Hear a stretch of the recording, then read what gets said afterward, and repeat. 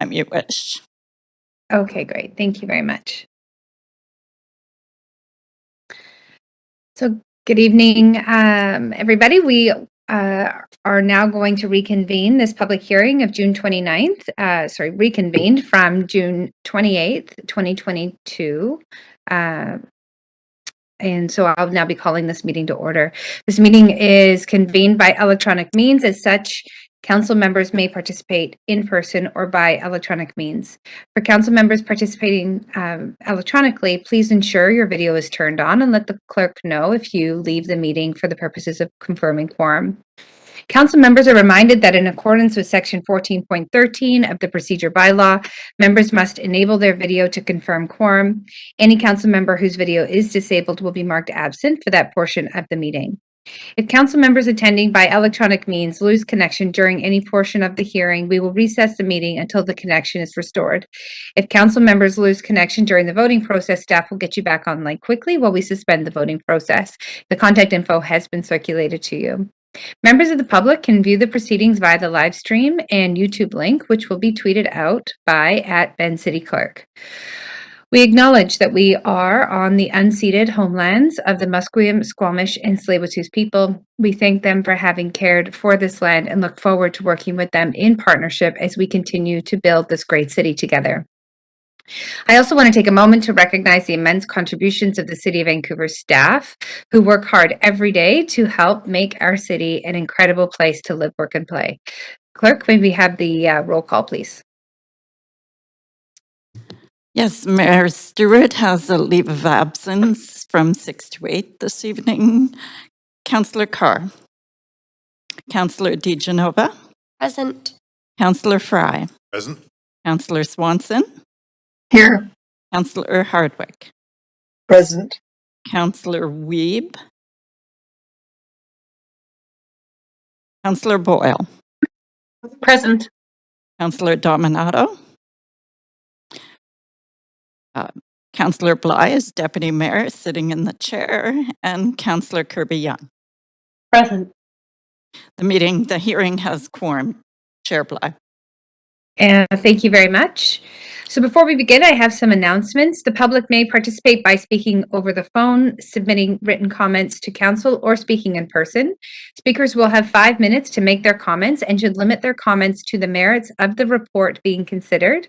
Speakers should also state whether they are in support or opposed to the recommendations and if they are a resident of Vancouver. Speakers may only speak once and should follow along on Twitter @BenCityClerk for updates on the progress of the meeting so they don't miss their turn to speak. Any comments or agenda items can be submitted in writing through our online web form at vancouver.ca/public-hearing-comments. This link will also be tweeted. Those speaking on behalf of other persons or groups will have 8 minutes to speak, and only if those being represented confirm they are also on the line or in person and must not be speakers themselves. Council is committed to ensuring that all people who participate in Vancouver's public hearings are treated fairly and respectfully. The language we all use in public hearings should reflect respect for all residents. No form of discrimination is acceptable or tolerated. Discriminatory language includes attacks on groups of people and individuals. Vancouver's procedure bylaw prohibits council members from the use of words, tone, speakers, or gestures that expresses a negative view of the character of any person or groups of people. Members of the public are expected to not engage in improper conduct, which includes the use of expressions that promote hatred or are defamatory. The creation of a safe and inclusive environment for the public, staff, and council to participate is all of our responsibility. Members of council may call a point of order if language used by another councillor during a meeting is not respectful. As chair, I will ask the speaker to modify their speech to ensure they're using respectful language.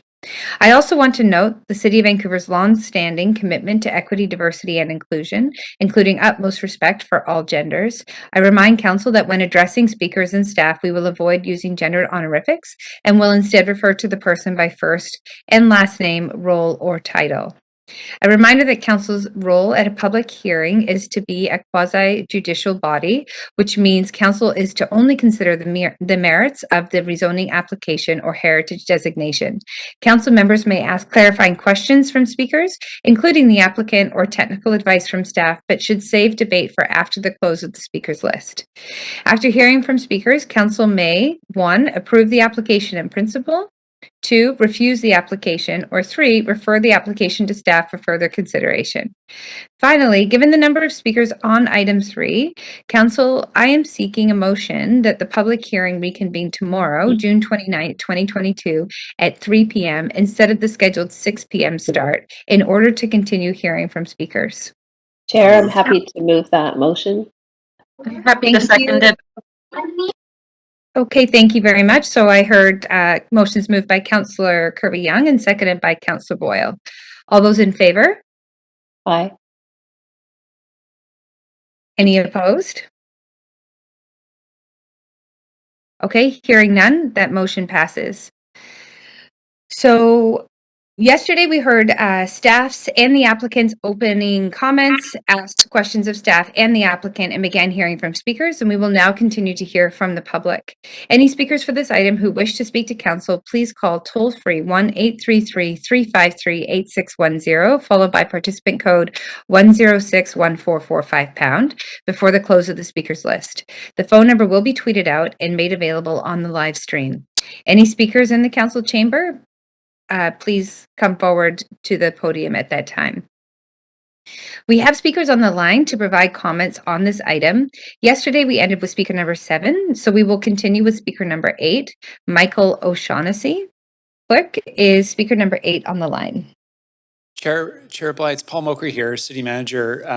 Before we start with speakers, if I might, request an opportunity just to update council. There were some questions asked yesterday, procedural questions around questions from council on this matter and the extent of appropriate questioning from council about the application to the applicants.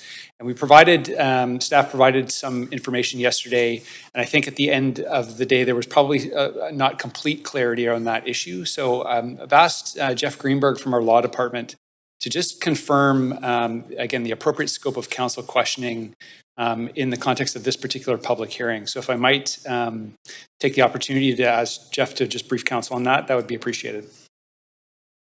Yes, thank you, Paul. It's Jeff Greenberg, Assistant Director of Legal Services, and I'm just going to provide some additional clarification and guidance around the scope and the breadth of the questions. As you know from the multitude of public hearings that you've had over the past 4 years, it is of course open to council and the public to talk about any of the matters which are set forth in the rezoning bylaw.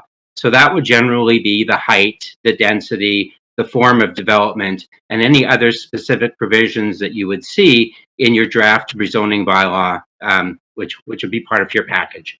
However, in addition to that, for the greater clarity, it's also free for council and the public to ask questions and to speak about the overall rezoning project and any of the conditions of the rezoning, which are generally set out in Appendix B of the referral report, of the rezoning report. And there are a multitude of conditions which you are also very familiar with from all of the rezonings that you have experienced.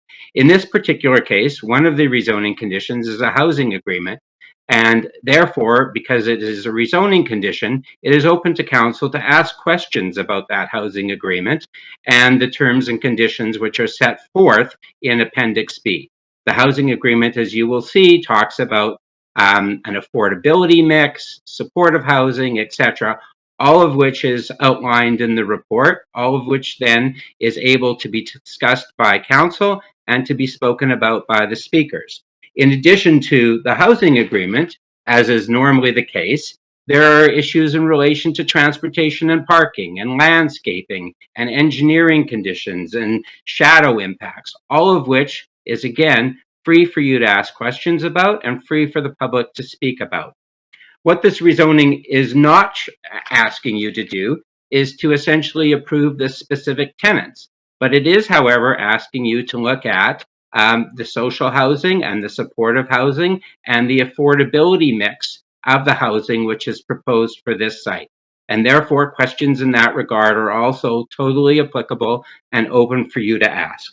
So I just wanted to give you that clarification and the public that clarification so that everyone is operating on an even playing field in terms of what they can and cannot discuss and ask. So I hope that was helpful to you. And of course, I'm available for the evening if you have any questions. Chair, I have a follow-up point of procedure on that. I put myself on the queue, if I might.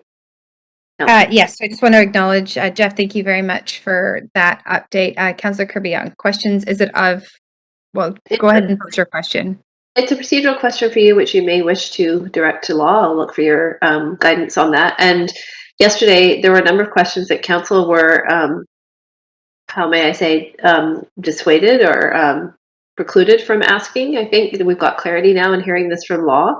And I'm particularly thinking with respect to the applicant and the applicant's presenters. And there's normally only one opportunity to ask questions of the applicant per the public hearing guidelines. So I'm wondering, given that we have this clarification from legal now, if council will have an opportunity to ask an additional round of questions from the applicant, given that that was, I think, shortchanged yesterday. And we're hearing clearly that some of those questions could have been in scope fairly.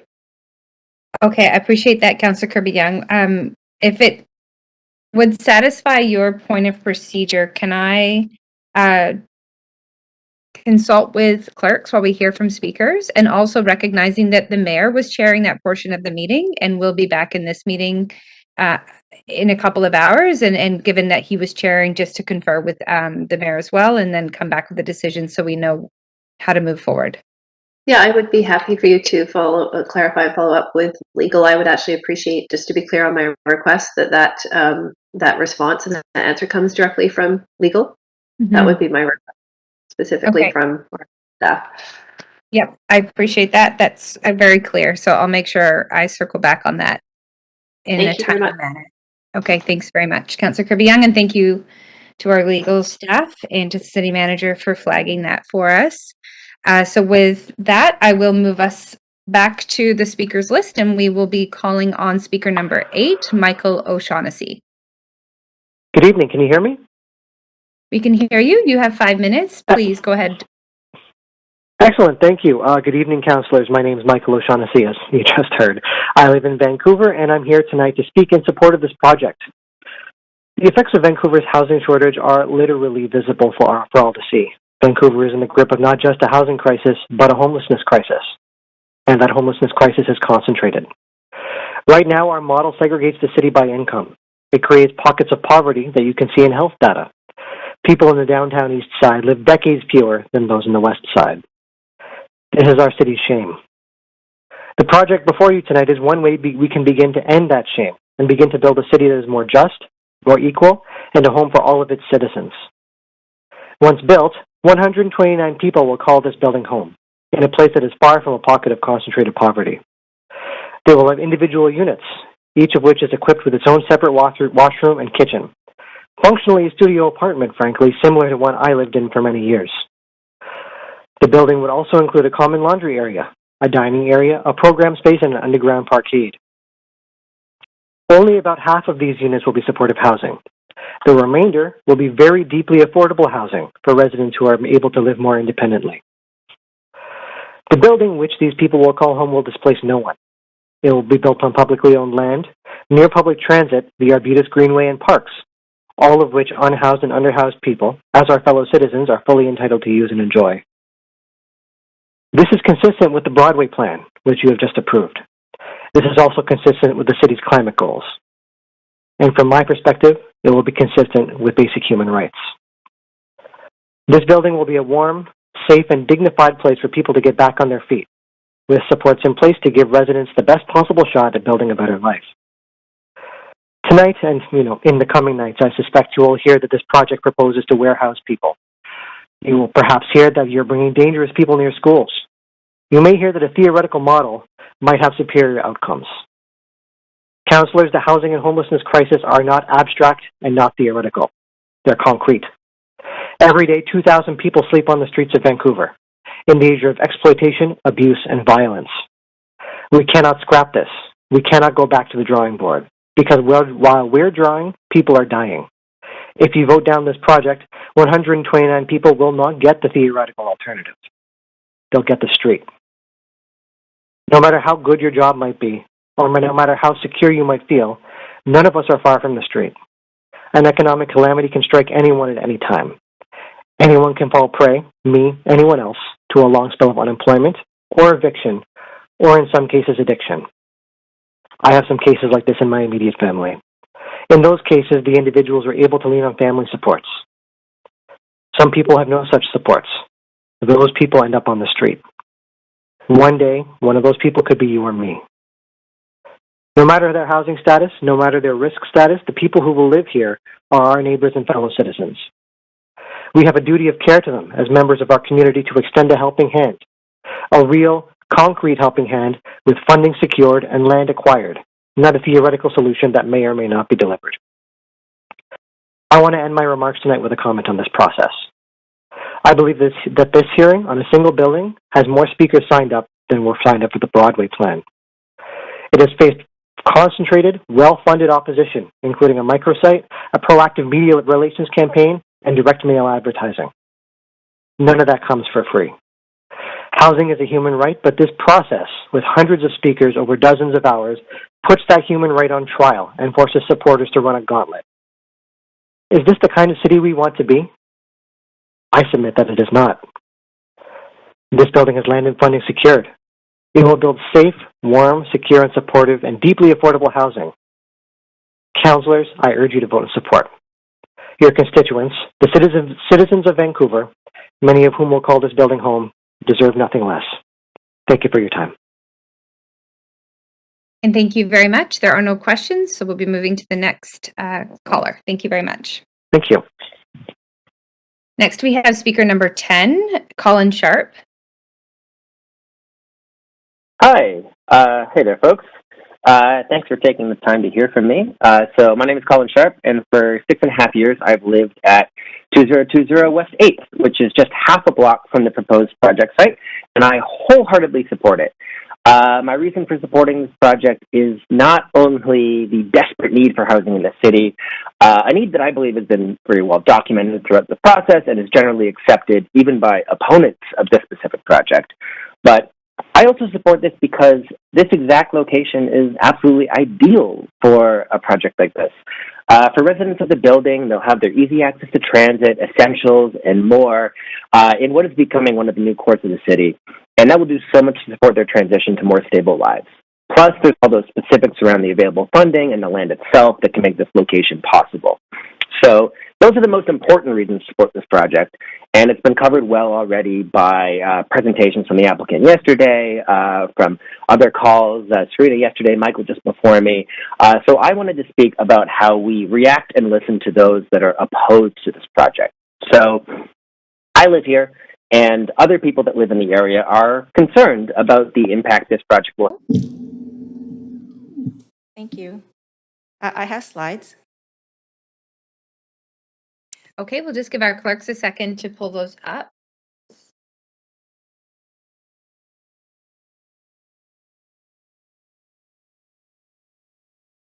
We're And I see ready. that they are up, so you're free to start.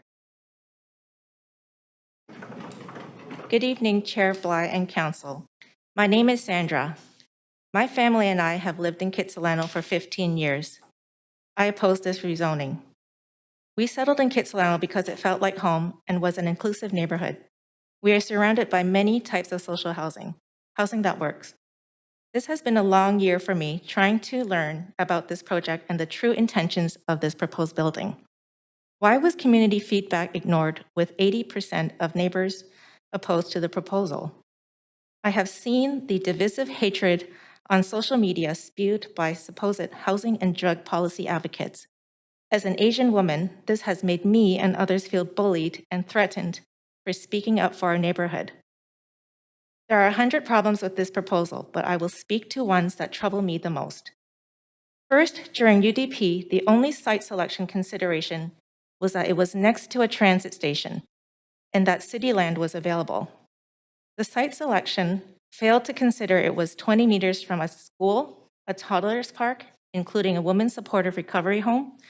The site is also too narrow and impacts the Arbutus sidewalk and safety. Next slide, please. Next slide, please. First, you have seen that the shadow impacts are quite significant on the school in the mornings and the park in the afternoons. Next slide, please. When children need sunshine for development. Shadow impacts are important considerations to urban planning, or why bother doing them at all? Next slide, please. The Broadway plan initially discriminated against independent schools, with solar access protections only offered to public schools and parks.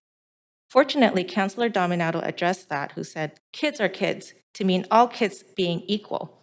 I ask you to remember this when considering this rezoning and site impacting 500 children and potentially hundreds of adults every day.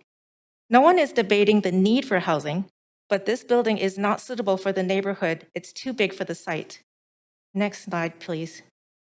This vacant lot has a lush wooded green space with tall tree canopy. We need more green space along the Broadway corridor, not less. Removal of this runs counter to the global climate crisis, and most important, it is destroying a part of our community that brings peace to people and is a cooling space in the summers and connection to neighbors. It's important to note that referral report states that Appendix B, that a minimum of 50% of tenants will be at the shelter rate of income assistance, which means that could creep up to 100% at any time in the future without recourse because BC Housing and Minister Eby has moved on.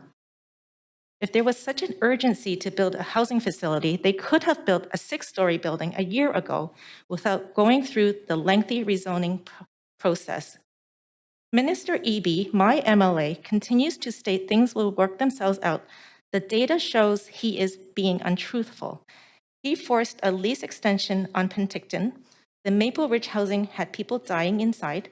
And in Olympic Village at Marguerite Ford, 855 emergency 911 calls were made from the past 2 years.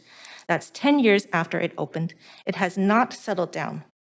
Another nonprofit operator declined to bid on this project. They thought the size was too big and saw serious design issues with the building that would not enable them to run it successfully. Dr. Julian Summers says that large congregate housing like this tower does not work. It does not improve function and recovery. Others will say supportive housing saves lives, but in fact, 50% of drug overdose deaths occur in single-room only supportive housing. Many who are in supportive housing speak of the horrible conditions they must face and are afraid to speak at this public hearing for fear of losing their housing, despite them having serious concerns about their own housing. It's sad. Dr. Summers shows scattered individual housing where one has choice independence to live with dignity is the best model of housing. I want people to have healthy and successful integration into our neighborhood.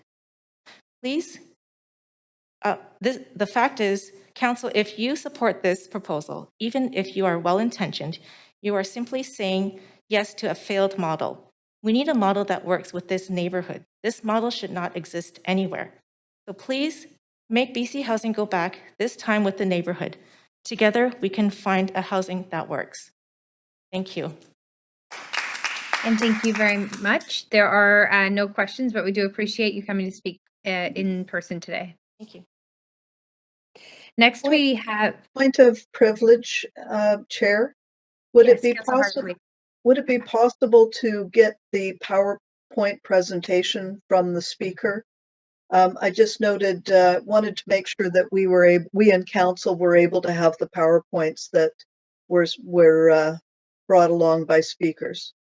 Okay, no problem. Well, it is, of course, the clerks do have it, so it's within their ability to distribute to council. So clerks, if you could distribute that presentation, that would be great. And similarly, I don't want to ask every time, and I know that there were in the last public hearing as well. So just as a matter of practice, I appreciate having them. Thank you. Thank you, Councillor Hardwick. That's a good point. So I trust that clerks have heard that. So thank you. Next, we have speaker number 12, Lisa Bellasomo. Hello, can you hear me? Yes, we can. Please Perfect. go ahead. Thank you. Good evening, Chair and Councillors. Thank you for allowing me to speak tonight. I am a Vancouver resident and I'm calling to oppose the rezoning application at West 7th Avenue and Arbutus in its current form. My family and I lived in this neighborhood for almost 10 years. We picked this place because it felt like home. It was about as mixed a community as you could find anywhere in the city. And that's exactly what we wanted. And we learned early on that our neighborhood was home to more than 1,000 social and supportive housing units. And those people and families are our neighbors too. And that housing works because it's the right size and the right model. But the project in front of you at City Hall fails the people who might live there. And it certainly fails those of us who already live, work, and play here. The work of Dr. Julian Somers from Simon Fraser University made it clear. The housing model that BC Housing and the province have come to accept does not work. Forcing people with mental health and addictions into a single building and leaving them to fend for themselves does not work. I know that's probably hard to hear, particularly since that's been the model in BC and in our downtown east side for decades. I know it's hard to see past that, but it's the truth. If the current model worked, the downtown east side would be heaven. Instead, it's a living hell, and it's getting worse. And every single Vancouverite knows that. And each one of us knows we can and must do better. The people BC Housing wants to help, and the people who live here now all deserve better. But it looks like the province and BC Housing aren't listening. They keep doing the same thing over and over again and watch it fail. They fail to connect with communities, and they put anyone who disagrees on the sidelines. So all of us who are opposed to this project in its current form are counting on each of you, councillors. We elected you to represent us, and we speak up and to speak up for us, even when it makes the provincial government uncomfortable. You're going to hear people calling those of us who are opposed NIMBYs. That is so far from the truth, and it's an old and tired argument that's used to shut down those people with real and serious concerns. We're asking that the model be changed. This is a family neighborhood with hundreds of millions of dollars in family infrastructure and amenities. It's designed and built and ready for families. And there are families, lots of them, who need housing. Single moms, for instance, is a group we seldom hear about, but they are there, and this could be a place for them. What's being proposed comes with no services except an injection site. And the vague promises of Minister Eby do nothing to alleviate our concerns. Those of us who are opposed to this model see it does not work. Every Vancouverite sees that, except the province and BC Housing. And when David Eby tries to pretend that things work themselves out and things settle down over time, he's being untruthful. Just look at the numbers and the police data. Things do not settle down. They do not get better. The fact is, BC Housing and the province build the building, place the people, and then they leave. They leave the people living in the building to fend for themselves, and they leave the neighborhood to struggle to pick up the pieces. Meanwhile, BC Housing and the minister have moved on. The fact is, if you support this proposal, even if you're well-intentioned, you're simply saying yes to a model that has failed, a model that does not work for the people living there, and a model that does not work or fit this family neighborhood. Please make BC Housing go back to the drawing board, this time with the community. Together, we can find a model that works. When you see the failure of this model right across our city, please stand up and say no. Say no because together we can do better. Thank you for your time. And thank you very much. There are no questions. Thank you for calling in. Thanks. I'm just going to pause us for a moment there. Councillor Hardwick, in response to your question regarding the presentations, if the presentations are circulated to councillors, it also needs to be posted publicly. So what would be best is if you do go on the queue if you'd like the presentation shared, so that you could ask the speaker if they're comfortable with that, and if they agree, then we can share it around. I see. And what can we do retroactively to the last public hearing? Let me just check with the clerks on that just a moment.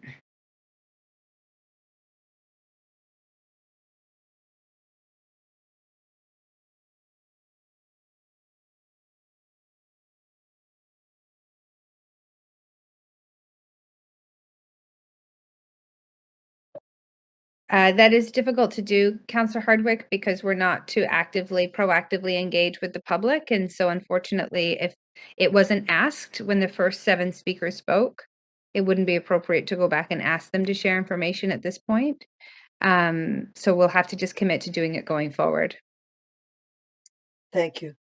Okay. Thank you, and you are welcome. So we will move on to speaker number 13, Bree Graham. Hi, Council. Can you hear me? Yes, we can. You have 5 minutes. Please go ahead. Hi, I'm here to express my deep support for this proposal. I'm a renter in Kitsilano, and I live down the street from the site. I also have firsthand experience caring for family members who have accessed supportive housing models quite like this, and that housing has likely saved their life. I've heard fears expressed based in stigma and assumption. These fears are only fears. They're not fact. The tenants who would access this building are not anonymous statistics. They're individuals who have people that love and care deeply about them. The fact is that all sorts of people access supportive housing. Young people, LGBTQ2A+ communities, seniors, people with disabilities, and so many more. Councillors, the purpose of this public hearing is to focus on the design and the rezoning of this site. The design of the building is well suited to the neighborhood and the density that will come with the new Arbutus SkyTrain station. Its location near key transit routes will benefit future tenants. You've heard from staff that this site also fits within existing city policies and commitments. With regards to the concern around its proximity to a private Catholic school, the majority of housing in Vancouver is inherently near parks and schools because we design our cities to include parks and schools. In fact, the majority of existing housing stock in BC is already within 500 meters of a school. Finally, this site is currently owned by the city and its development would not displace any existing tenants. Its design and approach are very similar to the recently approved supportive housing just last week at 1406 East King Ed Ave. More of this type of housing is needed everywhere, including Kitsilano. With all of Council campaigning on a slate of tackling the housing crisis, I sincerely hope that this project that would provide 129 new, affordable, deep subsidy homes would be approved. These homes will save lives, and we can't afford any further delays. Thank you. And thank you very much. There are no questions, but thank you for calling in. Next, we have speaker number 14, Jill Atke. Good evening, Chair Bly and Council. My name is Jill Atke, and I'm the CEO of BC Nonprofit Housing Association and also a Vancouver resident. I'm speaking in support of the rezoning application for the Arbutus Street supportive and affordable rental housing development and in support of 129 much-needed homes in Vancouver. In preparing my remarks, I was reflecting on the fact that I've spent a lot of time before you this year, as recently as 2 weeks ago, in discussing a similar proposal on the east side, as the previous speaker just mentioned. I want to congratulate you for unanimously approving those 109 new homes on the east side, and am hopeful for a similar outcome this evening or whenever you can make your decision on the west side. So it's not unusual for housing developments like the one before you this evening to experience community opposition. This one, I will say, has been particularly acrimonious, but we've been here before, so I thought it might be useful to revisit a past project approved by a previous council and see what sort of impact it's had on the community. Here's what the Thunderbird newspaper had to say in an article 2 years after the Dunbar Apartments opened in 2011. Residents, and this is a quote, residents of a wealthy Vancouver neighborhood, often known for resisting attempts at change, are embracing their new neighbors in an apartment building for the homeless and mentally ill. The Dunbar Apartments opened 2 years ago amid safety concerns and fears that could lead to increased crime in the area. Today, its residents are becoming integrated into the community. This is a quote, everyone told me that there would be break-ins, but it's only the crows that have stolen anything from me, says BJ Jaffer, who owns a nearby convenience store. She knows all of the residents by name and says they are very polite. Dan Ozapov, who moved into the Dunbar Apartments from the downtown east side, says that the people were wary of him at first, but now better understand his situation. He says, everybody I've actually talked to They might not be sure at first, but once they've talked to me, they've completely changed their mind and seen where we're coming from. There are similar stories about other supportive housing sites around the city, like Marpool, which had also triggered significant fear about community safety. To be clear, there are many schools located next to supportive housing sites, and there is no evidence to suggest that housed people are a threat to children. It's important to note as well that the harmful comments in the public engagement process at the Marpool site also triggered safety fears amongst potential residents of the supportive housing development. CBC News reported on March 6, 2018 that, quote, at least 5 people who spent years sleeping on Vancouver streets or in its parks turned down a spot in a brand new apartment development for the homeless because of the level of opposition in that neighborhood, unquote. The building manager said that they weren't sure if they were going to be safe. And to me, that's the real harm. By and large, Vancouverites want all levels of government to take meaningful action on housing and homelessness, including building and approving new homes. We, along with our partners at Co-op Housing Federation and the Aboriginal Housing Management Association, recently commissioned public polling about the issues that are top of mind for British Columbians heading into the municipal elections. The number one issue was housing, homelessness, and poverty at 39%, followed by healthcare at 18%. To be clear, that doesn't mean that 60% don't want you to take action, just that it's not their top issue, but it might be number 2 or number 3. More than any other issue, citizens want locally elected officials to take action on the housing and homelessness issue, and to me that means approving projects as they come forward to council. The polling we've done would suggest that overall citizens want all levels of government to get on with solving the crisis, including strong support for municipal action on housing in all communities across the city. This project has all levels of government making an investment, something Council has advocated for. The opportunity is now before you, and I urge you to vote in favor of 129 new homes in the midst of a housing crisis. I thank you for your time this evening. And thank you very much for calling in. You do have questions. First on the queue, Councillor Boyle. Thanks so much for making the time to phone in this evening. I have a couple questions, and the first is from your experience in the sector and all of the examples that you cite. I'm wondering what you might offer in terms of lessons or suggestions for setting up this building and the new neighbors who will move into it for success. What have existing neighbors around other sites done to support the building, support the neighbors, help make sure that they feel welcome and safe? Yeah, so I can speak to that through new housing developments, and particularly supportive housing developments. We've heard stories chronicled in the media, but also directly from housing providers of neighbors arriving with welcome baskets and gifts for new residents. And then just like any other neighbor that you have move into your community, start a conversation and form relationships like neighbors do with one another.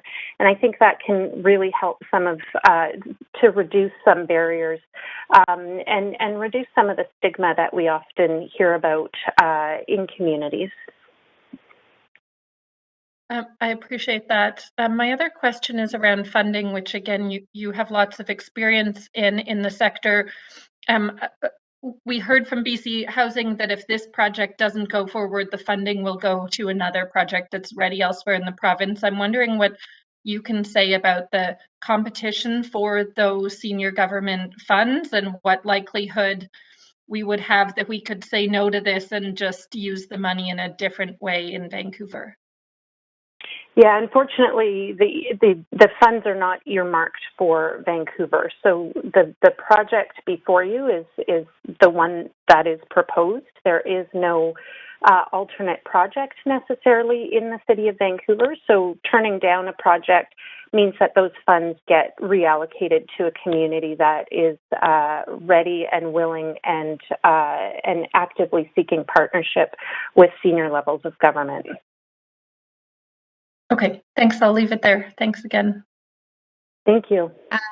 You have more questions? Councillor Carr. Yeah, thanks so much, Jill. I appreciate you coming to speak to us. You noted in your comments that there are many schools near supportive housing with no problems. I'm wondering, can you detail any examples of that within Vancouver? Oh, yeah, there are. I mean, we've got the Marpole site, as Heidi Hartman mentioned in the responses to staff last night. That's 57% of all supportive housing in the entire province is within 500 meters of schools, and there are a number of sites over on the east side that are in very close proximity to schools. And I just want to reinforce that, you know, if incidents have occurred in any of these sites, it's very, very likely that that would be covered in the media and we would be hearing about that regularly. And the province would be seriously rethinking its strategy around supportive housing and how they provide supports for people experiencing homelessness. So I don't have a list off the top of my head in Vancouver, but that's certainly something we can follow up on. That would be great. I appreciate that. We'll be in this public hearing for a number of nights, so there's a bit of time there. As a follow-up to that, in terms of the kinds of social housing, do you know if any analysis that's been done around, you know, who the tenants are, like what kind of mix? There's been issues pointed out by speakers before you around sort of some clients versus others. So I'm wondering if there's any analysis around who is housed and whether that makes a difference around any incidents in the neighborhoods that they're located in. Councillor Carr, Well, I just want to note, and I'm going to be more, I just want to, we haven't yet had a specific question related to tenanting. And given legal's advice at the beginning, I just want to be sure that your question is appropriate based on the advice given by legal. Oh, Do we have legal on the line? Yeah.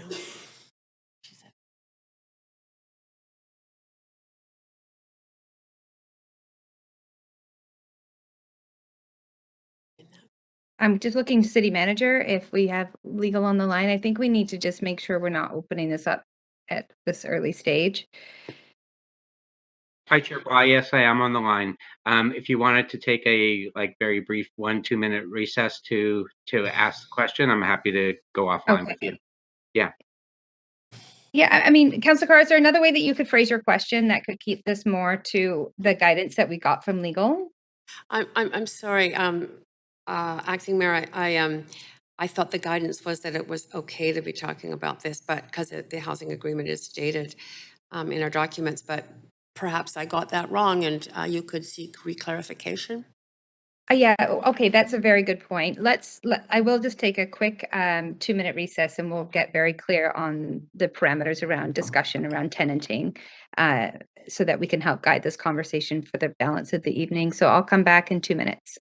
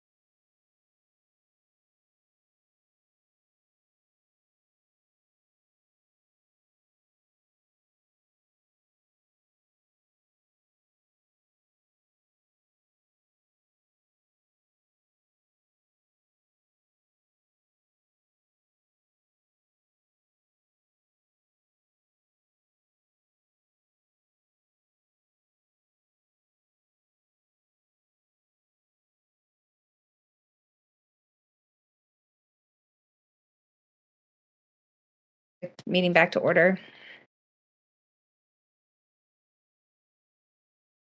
So, Councillor Carr, I just, as I understood your question. Hello. Hi, clerks, we have an open line there. So, Councillor Carr, in checking with legal, and we will reset your timer. There are, because you're asking a general question around tenanting in other buildings, that is okay. Although it then does sort of veer quite a ways away from this particular building. So just bringing your question back specifically to this building. And just so council is clear, we can talk about tenanting, but we can't talk about tenants specifically, or what that supposed tenant may or may not be like. So just to be clear on what the discerning line is there, that we can talk about tenanting, but not necessarily tenants specifically. So thanks, Councillor Carr, for your patience. I just want to make sure we could start this conversation at this meeting right tonight with clear guidelines. So you're free to pose your question and just ask that we veer the topic back to this particular application. I'm going to leave it to you to figure out if I'm in line or not with that, because I felt that if it has to do with the agreements, and it is a subject of many of the speakers just coming to us through this public hearing. My question to Jill Atke, because she raised the issue of the fact that there are, many sites within, there are many, sites near schools, and there's never been any problems related to the tenants. And so I just wanted to know from her if she knows if those sites include that where there's no problems, they're near schools, no problems, that there's a variety of tenants in those buildings. That I didn't make it any more specific than that, but just a variety of tenants receiving the social housing supports.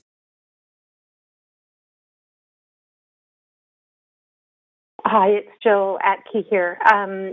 So through the tenanting process, the right balance is typically sought by the housing provider in partnership with BC Housing to ensure that the tenants are a good match for the supports received on site. So each supportive housing development is going to look a little bit different in terms of their tenant mix. And again, it changes over time depending on needs of tenants. As some transition out and others transition in, then those supports can be adjusted with time through that relationship with BC Housing. Great. I guess in a follow-up question, Jill, my interest, and I don't know if you don't have the information now, that's fine, but potentially, if it could be supplied to council, if it's available, would be that regarding your comment that there are many schools near supportive housing and no problems, it would be interesting, I think, to know if those housing, if that housing, supportive housing near schools, has included a wide variety of tenants, including people with disabilities, people who have challenges around mental health issues or addiction issues that are receiving the support and care that they need in that housing. Okay, so what I think we can probably get you, Councillor Carr, is a listing of supportive housing developments or sites near schools, say within 500 meters of a school. By definition, all supportive housing is going to provide a mix of supports for people with disabilities, people experiencing mental illness, and or people suffering or drug users. So by definition, there will be some mix. The mix is going to vary, but I don't think we'll be able to get you a breakdown necessarily of quote unquote tenant type in supportive housing near schools, but by definition, that's what supportive housing does. Okay, that would be helpful. Thank you, Jill. Appreciate that. Great, thank you. You do have more questions, Councillor Dominato? Thanks, Chair, and hi, Jill. Just curious if you could comment from your experience of supportive housing that you've visited, and what has been the number of units that has been optimal?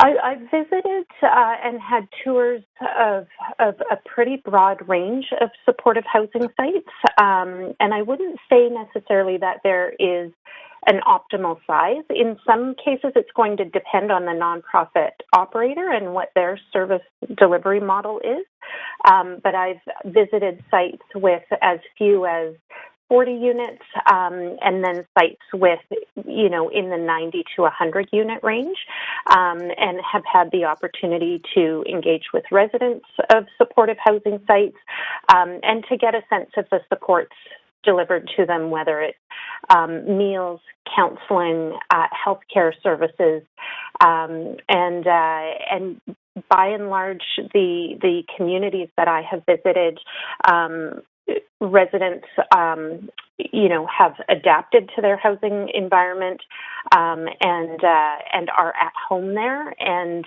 are appreciative of the services that they're receiving. Thanks, I appreciate that. And I have a couple more questions I want to move through. You mentioned at the outset about how, to some degree, this process has been acrimonious. And I'm curious if you have any perspective and maybe feedback on how this process could have been different in terms of communications, engagement with residents, with the public, information sharing, transparency, because that's certainly part of the feedback that we've heard.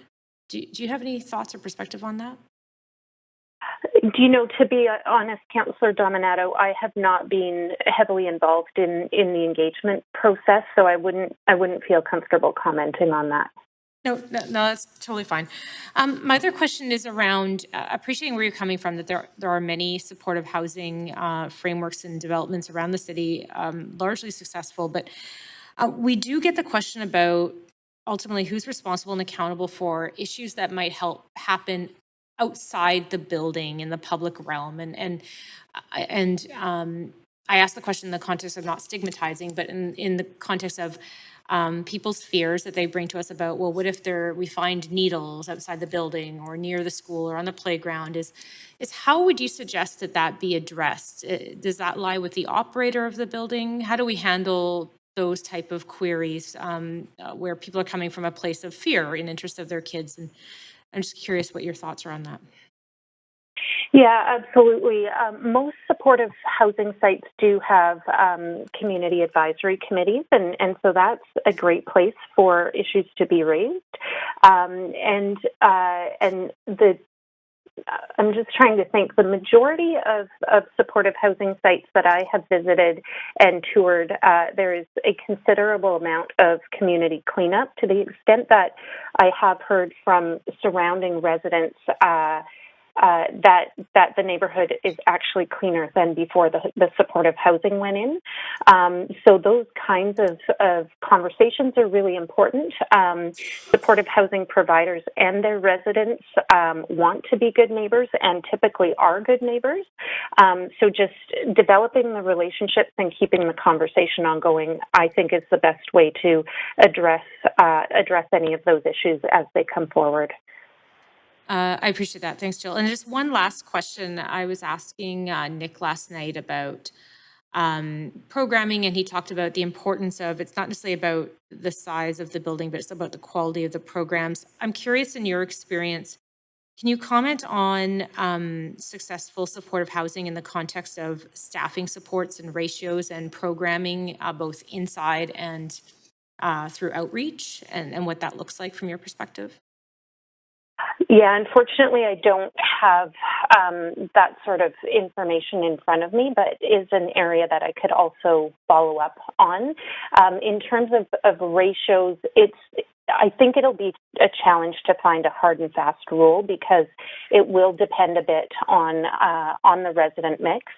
And I know that supportive housing providers, particularly in the initial tenanting of a building are careful to get the mix just right so that the supports match the needs of the residents, and then that can be adjusted over time, as well as sort of a phased move-in process so that it doesn't all happen at once. So those are some of the ways that that housing providers mitigate any concerns around that initial tenanting. And I'll see if I can. Sorry, Jill. I hate to interrupt you, but we are quite a bit over Councillor Dominato's time. Okay. Thank you, Chair. Thanks, Jill. Appreciate Thank it. Jill, you. you do have more questions, though. Councillor Fry. Thanks. And thanks, Jill. Thanks for joining us and sharing your expertise. It is really appreciated, and you bring a lot of knowledge and wealth of knowledge to this conversation, so Great. appreciate it very much. Thank you. And I also, just to echo Councillor Carr, I really do look forward to seeing some of the, because I've looked at some of the proximity of supportive housing to schools, for instance, and haven't found a lot. I mean, we talk about 500 meters, but relatively speaking, I guess this location is about 50 meters distance, and 500 meters would put you at Burrard Street. So I think that's a big scope of distance. So possibly closer proximity is probably helpful in that kind of analysis. But when we talk about like proximity, I think what keeps coming up is the Reederman residence, which is 78 supportive units across the street from Ideal Mini and Sir Wilfrid Laurier. And I found the condition of approval from the development permit stage from Gil Kelly in November 27th, 2017. And he talks about, you know, report backs and community advisory and, you know, just keeping that kind of conversation and report backs going. But the one thing that I wanted to highlight, and I just wanted to ask your opinion on whether or not this is sort of appropriate or in your experience, this is something that's done. And he actually articulates that this site will be tenanted in accordance with affordable/supportive housing tenanting best practices, taking into consideration the surrounding neighborhood, including the adjacent schools and other uses. And so that kind of jumped out at me in the approval at DP. And I'm wondering if you think that that's an appropriate kind of piece to include. Is that something that you've experienced in similar context? A specific agreement in place, Councillor? Yeah, so these were conditions that he'd applied at the DP stage. So it didn't go through a rezoning because of the way we do temporary modular housing. So it skipped rezoning, went straight to DP. And Gil Kelly's sort of like, this preamble is, he takes this very seriously. He's taken the members and stakeholders and looked at the overall need for supportive housing and yada, yada, yada, yada, yada, so forth. But the salient line here to me is this site will be tenanted in accordance with affordable/supportive housing tenanting best practices, taking into consideration the surrounding neighborhood, including adjacent schools and other uses.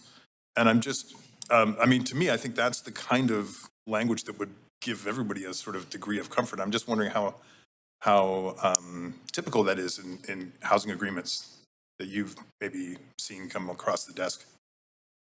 Yeah, we've seen some supportive housing developments come forward and be approved with good neighbor agreements and those sorts of agreements in place, like a community advisory committee. And best practices in supportive housing are sort of de facto followed by housing operators or supportive housing operators. So it seems fairly consistent with what you're reading out there, but also on that would defer to the proponent as well as the operator for any specific follow-up on this project in particular. Yeah. Now, do you think these kind of things are helpful in setting sort of like goal setting and expectation clarity for both the operator and for the public and really getting everybody on the same page? Because I think that's where we need to get with this, is getting clear expectations and understandings.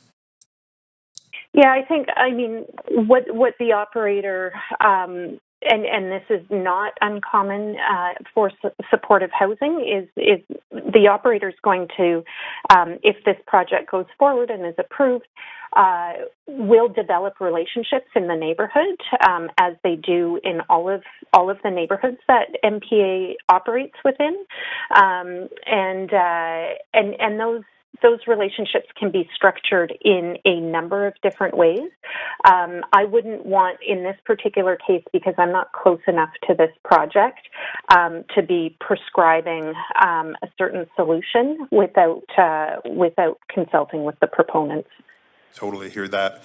And so just lastly, and I just have 30 seconds, when he describes housing tenanting best practices, is there sort of a guidebook for housing tenanting, supportive housing tenanting best practices? Is there somewhere we can reference? That's something that I can follow up with you on, Councillor, and not something that I have on hand right now. Oh, I totally appreciate it. Thanks very much, Jill. I very much appreciate the clarity. Great, thank you.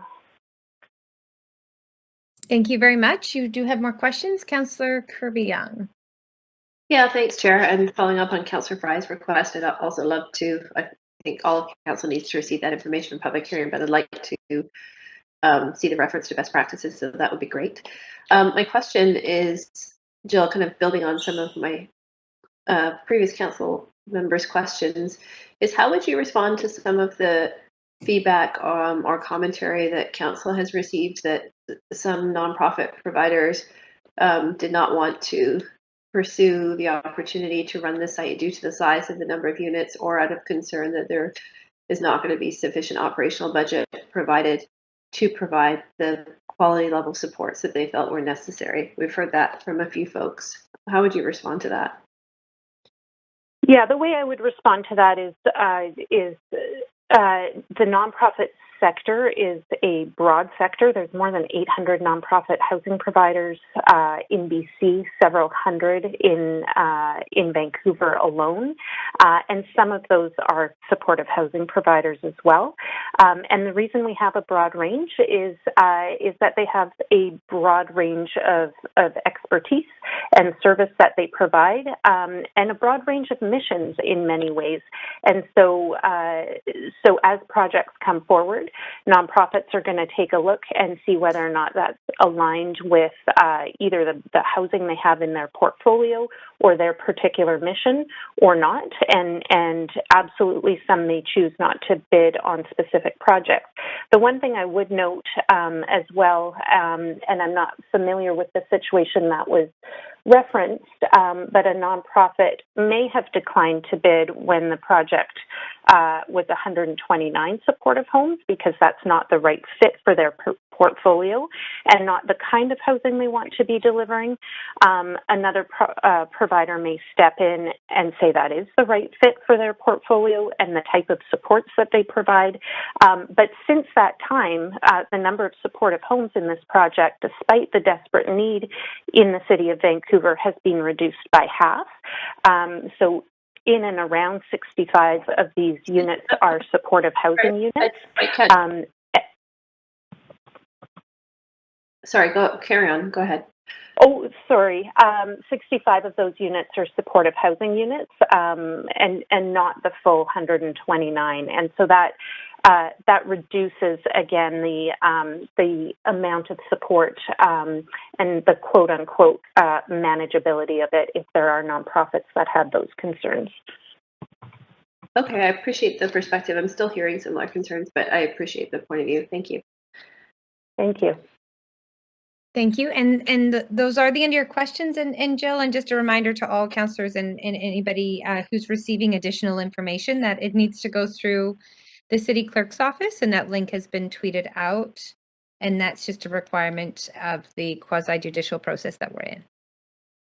Terrific. Thanks for the reminder. Thank you very much. So we'll be moving on now to speaker number 15, Tracy Reimer. And I have it that Tracy Reimer is in person. Yes, I am.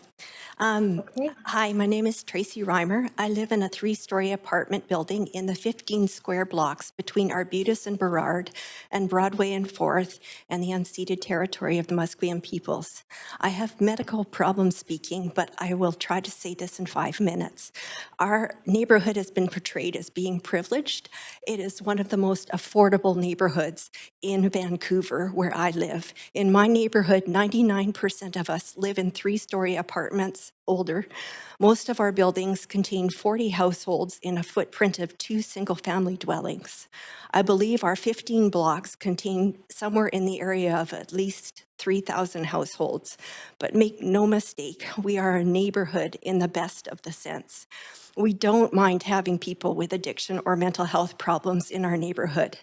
They are present in every single one of our buildings. They are part of us. We look out for them, and they look out for us. We were told when you built the Greenway that we have one of the tiniest green spaces per capita of any neighborhood in the city. With 40 households in a building, you know the people you share your building with and many of the neighboring buildings. People know when someone with an addiction is struggling and offer a diversion and companionship. People know when I struggle with my own health problems and cook me meals when my brain refuses to work. Myself and my 14-year-old neighbor have a passion for young adult literature and share books, and we gently socialize our neighbor with Asperger's. That is community. It also means that most of us do not have our own yards or green space. We've shared for many years that little patch of green you call Delamont Park. It is about the size of 1 to 2 single-family dwelling lots. It is primarily a playground for young children. On hot days in the summer, between 11 a.m. and 3 p.m., no one uses it because it has the wrong types of trees in the wrong places and is as hot as Hades. We guerrilla gardened the disused rail corridor into community gardens, and we have a treed lot that used to hold a house. When CN was in negotiations with the city, they tore through the disused rail line in our neighborhood, cutting down or apart many trees as well as half of our community gardens. Then the city put in a bike path. That was well and good. However, the city has made it clear they don't want us to replace the gardens or the trees that were cut down because you want to run a train through our neighborhood. Beside the bike path. This will remove all the greenery left on our part of the Greenway. We had already started calling it the Green Desert because there is no shade along it. Now you'll remove the rest of it, including our gardens. And there will be no chance of quiet anywhere in our neighborhood with a train cutting through the middle of us all. We are surrounded by 4th and Broadway, Arbutus and Burrard. There's no further need to bisect us. Last summer, when it got so hot, our neighborhood got together and built and painted 3 benches in the treed lot so people could cool off.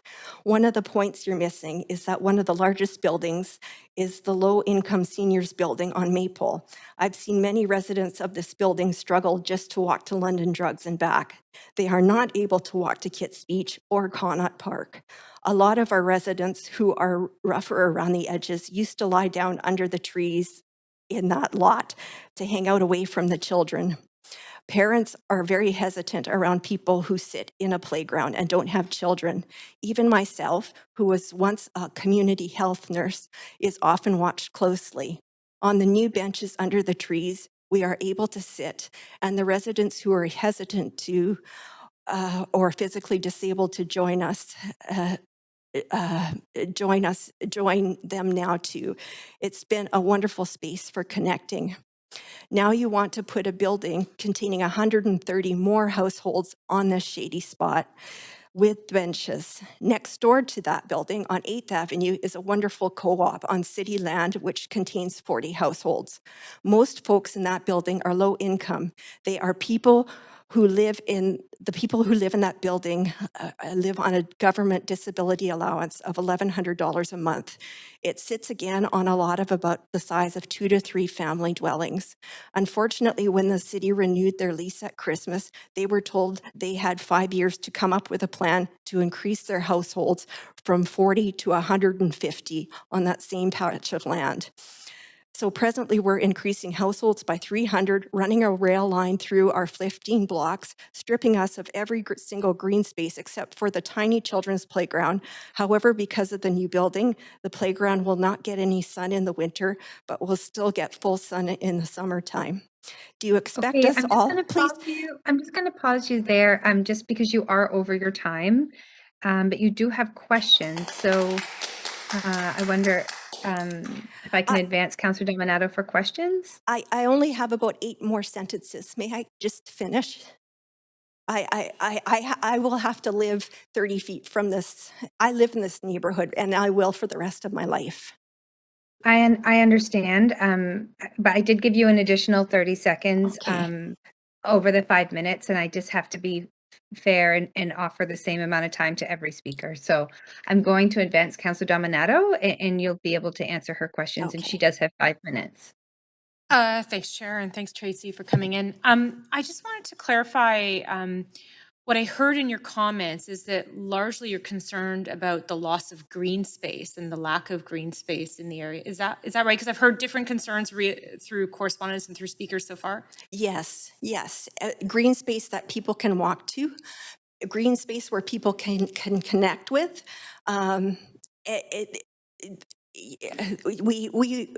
It's important that we connect with our neighbors, and all you've given us is Connaught Park, and we have 3,000 residents.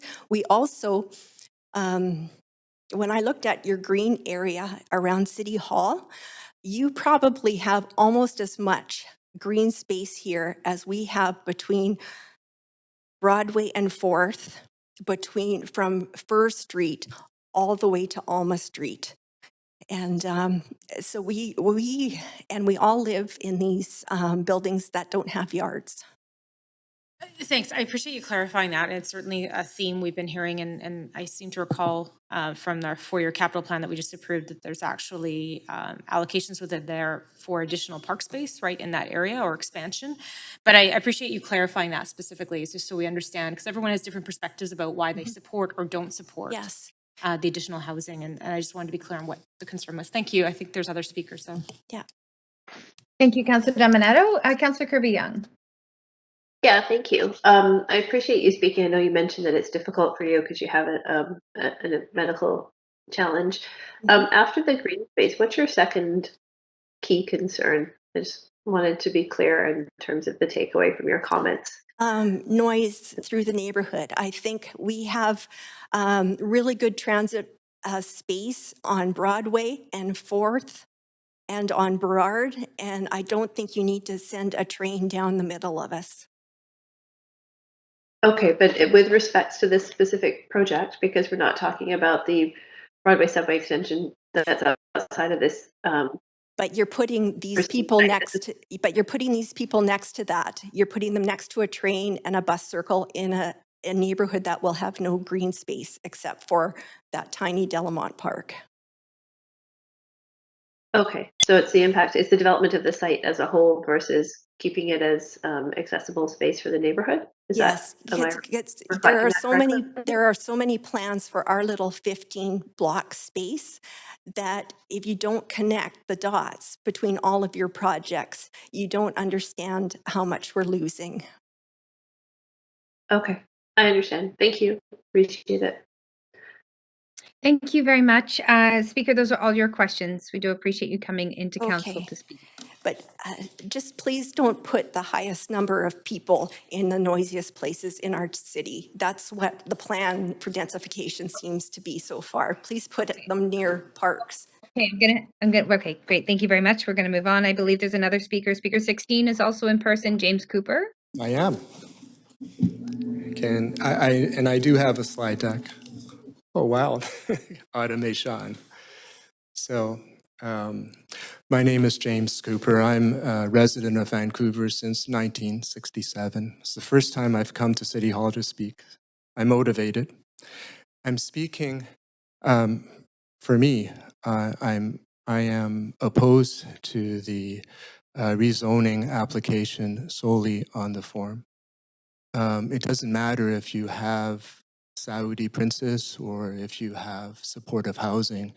The building is just too tall and too large for the site.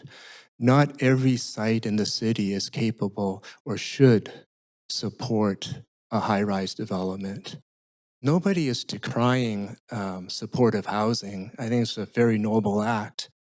It's just that in what you do in the form that's being proposed is so against every rule that we, the city, have for rezoning guidelines, for urban design, for good urban design, for urban design that's been with us since 1920s New York City, where they started.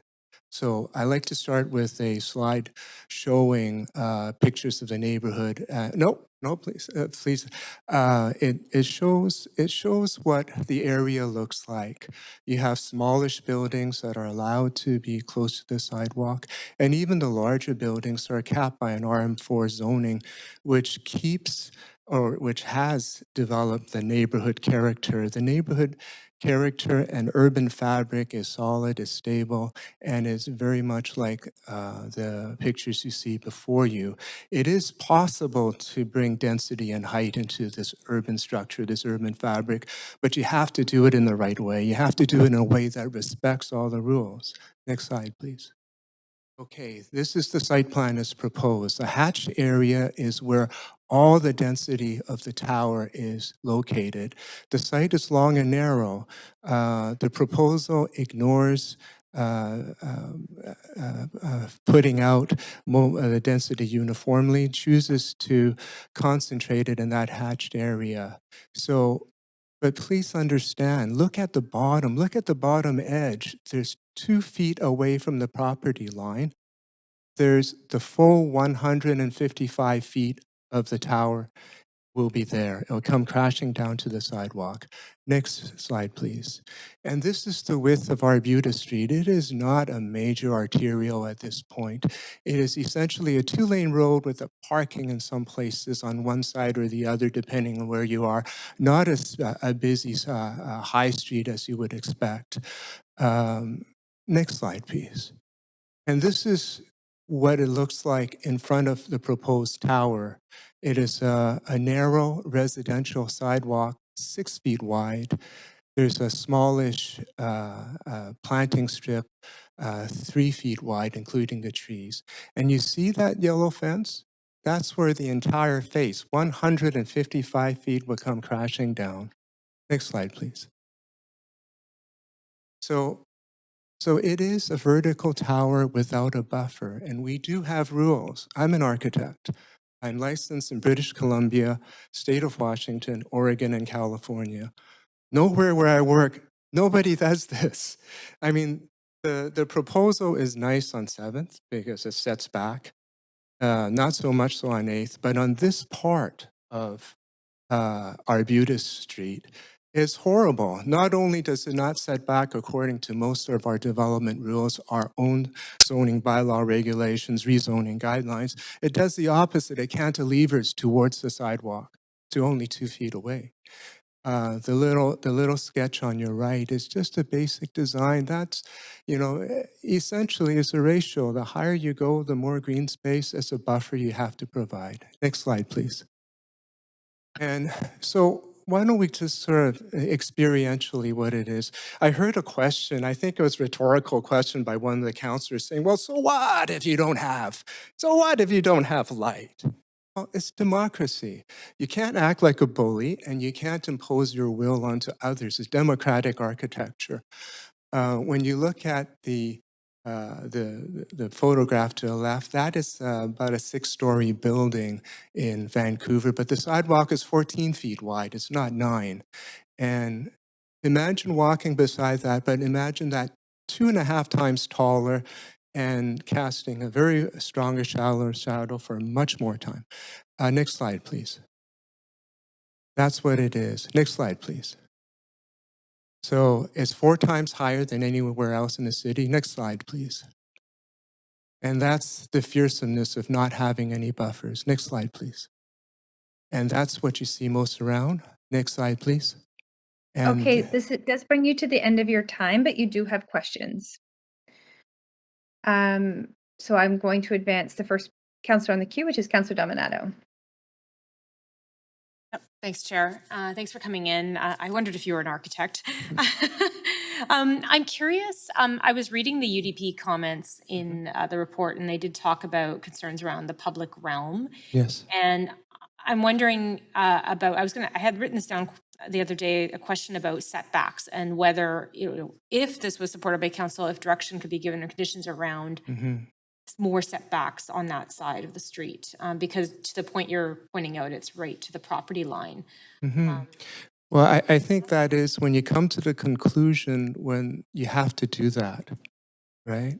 When you propose this form of development, you make your choices, and you have to do that because of the choices you made. There's no other spot for the size and height of building. So the only conclusion you can draw is this form of development is too big, is too large. And no one decries housing the poor. There's a great nobility in that. But if it hurts the neighborhood and hurts other people, some of that nobility, I think, is tarnished. It sounds like, though, and I just want to reflect this back so I'm clear, what I'm hearing, though, from you is you're bringing a perspective of the built form. Yes, ma'am. So the previous speaker was talking about the loss of green space. In this case, you're looking at it through the lens of the built form itself. Right. We're not discussing the programmatic issues of the activities. We're discussing that it's not appropriate to have this built form. There's many ways that one can execute a tall building. For many years, I made a living doing that. But there are many, many ways of doing that. I don't see in completion a good way as is presented. Okay. Thank you. I appreciate it. I'll follow up with staff when we have the next opportunity to ask questions. Madam Chair, may I make a request? And no, that wouldn't be typical. You do have more questions, though. Councillor Hardwick.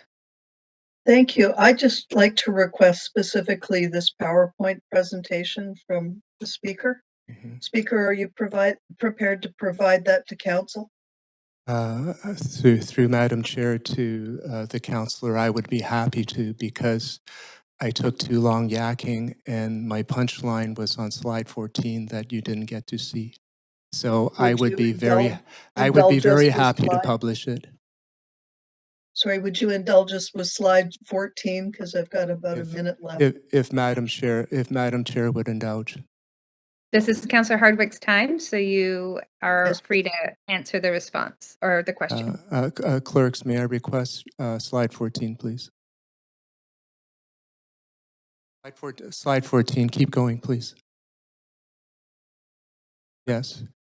So if in the staff report it says that, well, the people most in need are the supportive housing recipients, then that means of 129, why not build 65 of them right now? So what I've done is I've given the opportunity to give a thought. Why not do a 5-ish story building to house 65, distribute the density throughout the site and not concentrate it in the tower? Build that instead of a tower. I can tell you that the tower that's being presented will be built for around $500 to $600 a square foot. It is not inexpensive to build a tall building, and especially for an institutional/residential use. But you can execute that in wood frame and 5 to 6 stories at much cheaper, probably $300 and $400. Use the money, buy another site, build another one. Great, thank you very much. Thank you. Those are all your, actually you do have more questions. Councillor Kirby-Young. Yeah, thanks, Chair. While we're discussing built form, this building is proposed to be permanent modular housing, not temporary as we see, but we were told permanent modular, therefore having a concrete slab, but being told being more expeditious to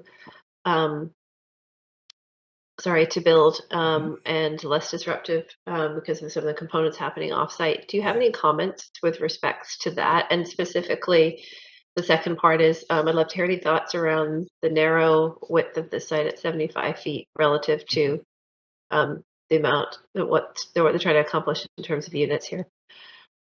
Through Madam Chair to Councillor, my professional view is that there is no reason to have units pre-made in this manner. They're not of a mass timber construction, which would have some ecological benefit. They're built that way. Their floor-to-floor heights, by necessity, makes the building far higher than it needs to be. So if you have 12, 13, or however many stories there are, the story heights that are being proposed are close to 11 feet per story. You can execute the same program by using an on-site built methodology and have 9-foot floor-to-floor height, saving a lot of height. So it's not a system that's saving any money. And it does have, if you have a clever crane operator, it can crane into place quickly. But the construction time being in the factory, I don't believe it's not necessarily said that it would be any faster or any quicker. And Okay, putting... the second part of the question, just because I have limited time, Sure. is with respect to comments on the 75-foot depth of the site. Yeah, it's very narrow. Because it is so narrow, you cannot have the horizontal buffers you need for a tall building.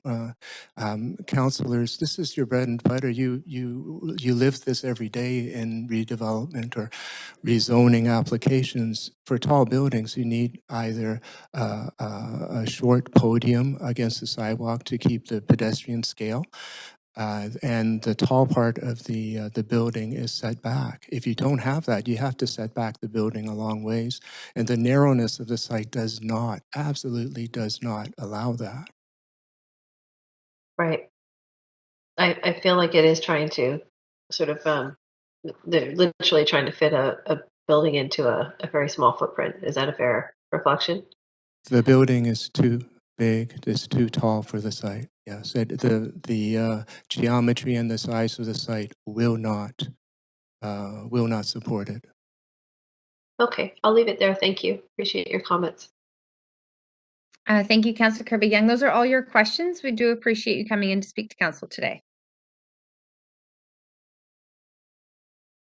Next, we have speaker number 17, Lindsay Murphy, who's calling in. Thank you. We can hear you loud and clear. Please go ahead when you're ready. Okay, perfect. Thanks. My name's Lindsay Murphy. I'm a Kitsilano resident, and I strongly support this proposal. I moved to Kitsilano 12 years ago. My children were born here and now attend the Kitsilano Elementary School. Having lived in the city for over a decade, I've seen a steady deterioration in the housing market. We have seen many of our neighbors leave through forced rent evictions or just no longer being able to afford rents in the city. These were often valued community members, and their loss was felt by many. I have neighbors who rely on limited fixed income and inadequate benefits to be able to stay in the neighborhood, close to friends and their family, and they have often expressed concerns that they will have nowhere to go if their current arrangement ends.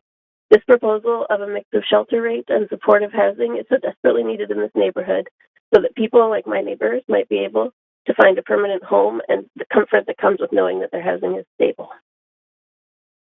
The city and country are in a housing crisis. Just last week, CMHC reported that the estimated need for new homes was significantly short.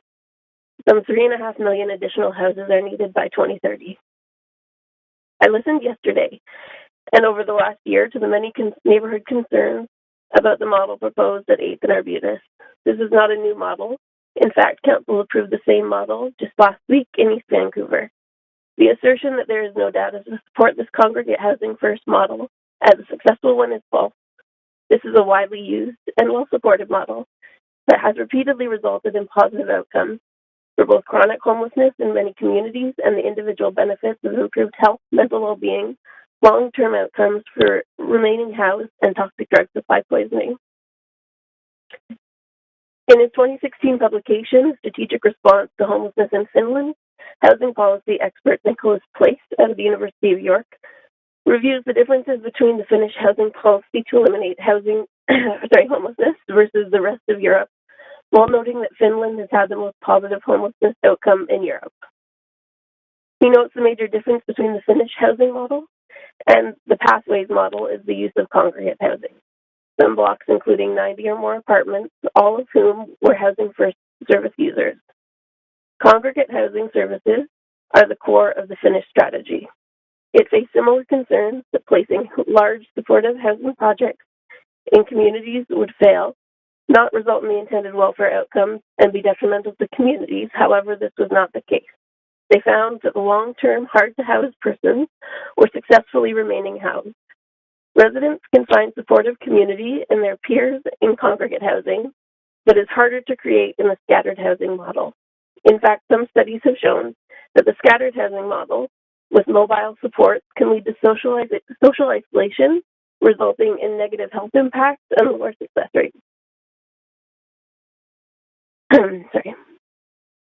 Studies also regularly support a housing approach that is not tied to obligatory treatment or abstinence, having proven the most positive outcomes for reducing homelessness and improving the lives of the people who call these buildings homes. The presence of harm reduction and open-ended social and mental health support only improves these results. Housing is a human right, not a negotiable or earned privilege that is decided by residents in the neighborhood. No one needs criminal background checks or drug tests to buy a home, and residents certainly do not have the right to block a sale. So I do not understand why they have the right to block 129 homes that are desperately needed. If the East Vancouver project was approved, the money has been provided by all levels of government, and the land is ready and waiting, then I believe Council has a duty to support the human rights of 129 people who will be making this home and approve this project. Thank you. Thank you very much. There are no questions. We appreciate you coming. You're calling in to speak to Council. Thank you. Next, we have speaker number 18, Rebecca Cleary. Councillors, my name is Rebecca Cleary. I'm a resident of Vancouver and I oppose the rezoning application. This rezoning proposes 129 single occupancy studio apartments for that sole purpose for the next 60 years with no commitments, only assurances that the housing will work as intended and the concerns of residents will dissipate over time. Advocates suggest that there are a handful of supportive housing buildings next to schools and many more within 500 meters of schools. Social housing within 500 meters of a school is not comparable to this site. There are no other directly comparable permanent supportive housing buildings of this size which use a harm reduction approach 18 meters from an elementary school, 18 meters from a preschool, beside a playground, beside a major transit hub, and within walking distance to numerous other elementary schools. This is a unique location on city land that requires a unique approach and heightened care and attention. Instead of a unique approach, the neighborhood is being offered assurances that all will be well if we simply trust the various levels of government and participate on an advisory committee. Assurances are not commitments. Assurances are not enforceable. Community advisory committees provide advice. They do not have the power to make decisions or compel action. There are families and folks in recovery programs that need housing, but children are excluded from living in a building because of the decision to use a harm reduction approach. But the proximity of children in the neighborhood is dismissed as an unfounded fear. BC Housing's April 2022 independent audit on Penticton supportive housing buildings outlines the need for tiered levels of supportive housing. That audit found that some individuals in active recovery would benefit from a recovery-based housing model. Some individuals require very little support from staff and would benefit from an independent or subsidized housing option. Service providers stress the importance of a tiered approach to supportive housing on differing levels of supports offered to suit the needs of residents. And that was a paraphrase quote from the Penticton report. Advocates will point to the immediate need for deeply affordable housing as a reason why this rezoning application ought to be approved now. Yes, there is an urgent need, but expediency should not ignore the unique location of this site. During every stage of consultation, it has consisted of no more than the presentation of the same talking points presented by staff and the applicants last evening. There are many types of social housing that could be successful on this site, which could proceed without a lengthy rezoning process, as current rezoning permits a 6-story building capable of housing 129 folks in need. I want to quickly address a couple of issues that arose during the presentations yesterday. The only example of a supportive housing offered beside a school is the Reederman Apartments. The Reederman Apartments is temporary supportive housing. It is smaller. It is very different than the building now proposed to hold a 60-year lease. The proposed resolution for council, the wording of it at Clause B, directs City Legal Counsel to prepare the housing agreement subject to the Director of Legal Services and General Manager of Planning. There is no indication that council or the public will have any input into the housing agreement beyond the scope of this hearing. We heard yesterday that the operating agreement will be negotiated between BC Housing and the operator. The council and public will have no input into the operating agreement.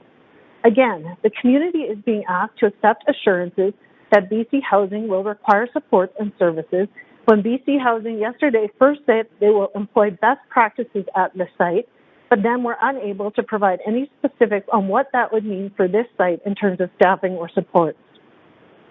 We heard that excluding folks with convictions for violent criminal offenses would be contrary to human rights laws, and I urge council to seek a legal opinion on the BC Human Rights Code addresses protected rights in tenancy premises at Section 10, and a history of criminal conviction is not listed as a protected right. Councillor Fry said yesterday, this could be the opportunity for something great. I agree, but this is not it. As proposed, the rezoning, the building, the model, and the supports are not just imperfect, they are wrong for this unique location. And if approved as currently proposed, the neighborhood will feel the impact of that over the next 60 years. I urge council to reject this rezoning application and work with the neighborhood on a model of social housing for Arbutus, which addresses the uniqueness of this location. Thank you very much. That is your time. There are no questions, but we appreciate hearing from you tonight. Thank you. Next, we will move, Speaker 19 has withdrawn, so Speaker 20, Christina Doyle, and I believe the speaker is in person. Yes, I am. Thank you very much. You're free to begin.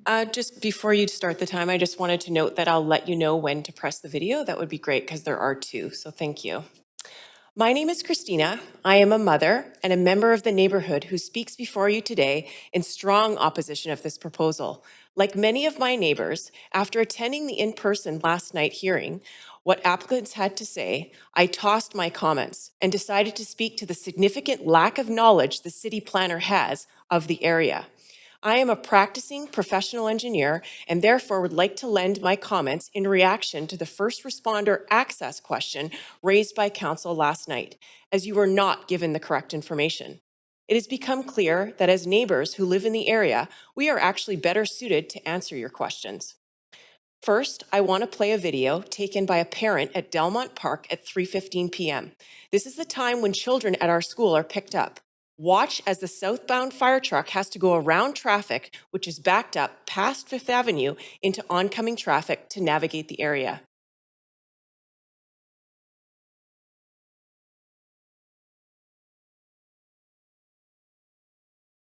Now, this next video shows a view directly looking at 7th Avenue intersection at 3:14 p.m. on another school day at pickup. Note the median infrastructure and watch as a cyclist navigates the median and the northbound black vehicle does not stop and crossing students are on both sides of the intersection. Please play.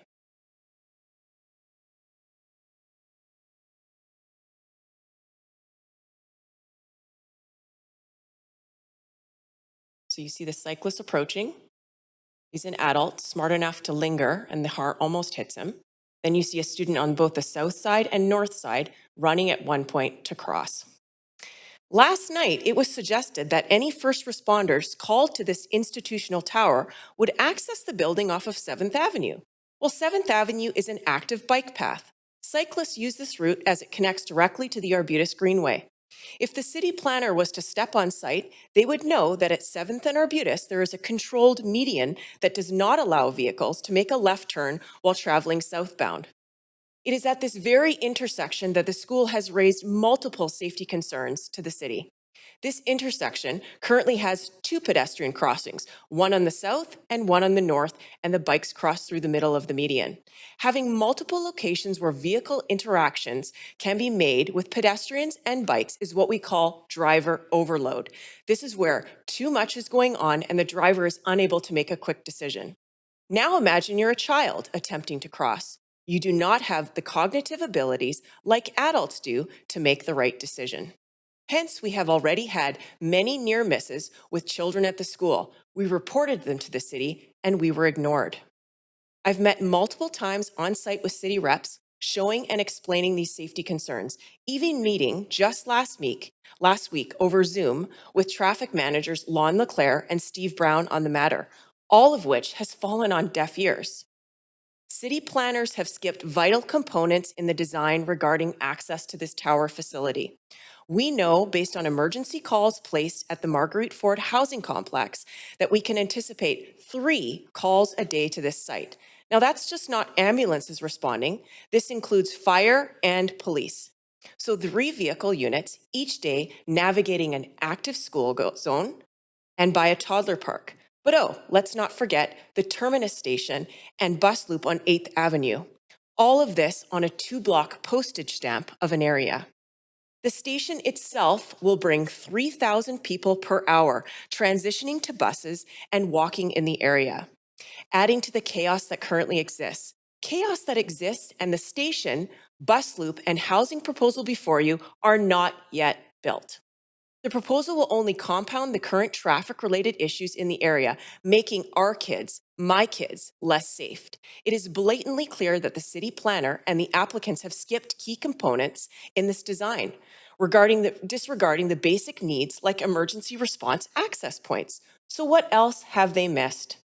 It is totally unacceptable as a member of the neighborhood, but more so as a mother, that 450 school children just 17.8 meters away, not 500 meters away as stated multiple times tonight, and another 1,500 children within 300 meters have been ignored and not thought of. This proposal in its current form possesses the power to transform this quiet school district into one that has multiple daily emergency responders circling to put out threats to the public and child safety. Spillover effects are inevitable, and this is not acceptable as a parent. Thank you. Thank you very much. You do have questions, Councillor Dominato. Thanks, Chair. I have a question for the speaker, but through you first. Do we have staff on the line who are listening to this information, just so I don't go down a rabbit hole? What type of staff, Councillor Dominato? I was just hoping, do we have any planning or transportation staff on the line that might be taking notes of this conversation? I can certainly ask the clerks to clarify, but I do see a number of our staff listed on the WebEx at a minimum. Okay, thank you. I can't see that from here. Thanks, Christina, for coming in. My question is, you centered a lot of your comments around the pedestrian cyclist safety and vehicular traffic.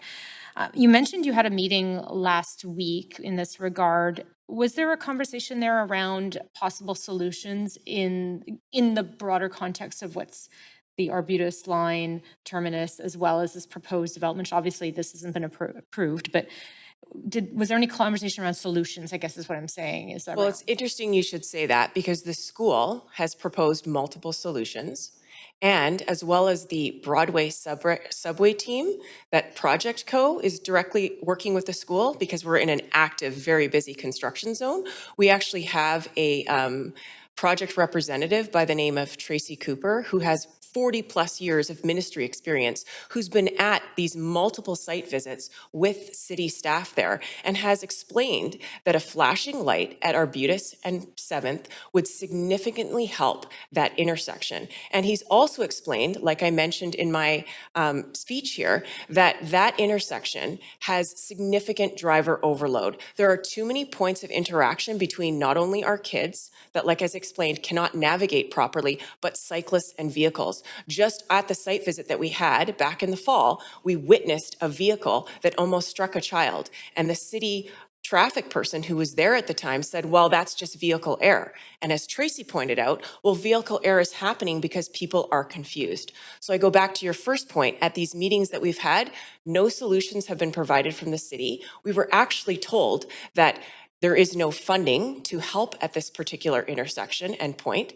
When child safety comes to light like that, that surprised me, but I do understand there are budgetary constraints. We were also told in a letter that maybe the school should consider funding themselves to put up a light themselves, which was also surprising to me. So we have outside feedback, not necessarily from the city, but from experts. I would take a 42-year ministry who's the current traffic manager on the Broadway subway project advice that a flashing light would be helpful there to help children interact. But also, he said, to eliminate one of the potential crossings so that kids are traveling on one crosswalk as opposed to two, where you then have multiple locations where someone could be hit. So Really appreciate, and I appreciate the level of detail you're offering. And the reason I'm asking is because while we can't ask questions of staff right now, we can in follow-up. And absolutely. So I appreciate that, and I'll make sure to ask questions later. Thank you. See, there's other people who have questions. Thank you. Thanks, Councillor Dominato. Councillor Kirby-Young. Yeah, thank you. I just have a quick follow-up. I actually asked that question last night with respect to emergency vehicles because I'm very familiar with it. I used to live in the neighborhood quite close. So just to be clear, you're suggesting it's really not feasible for emergency vehicles to go along 7th and that they would more likely have to go north-south on Arbutus? How would you see that based on the yes. and the So it is a very, as the previous speaker who was an architect pointed out, Arbutus is an arterial road that is also significantly narrow and within a school zone. So right now, I mean, the video that I provided, I know wasn't the best of quality, just simply a parent who was very concerned at the time.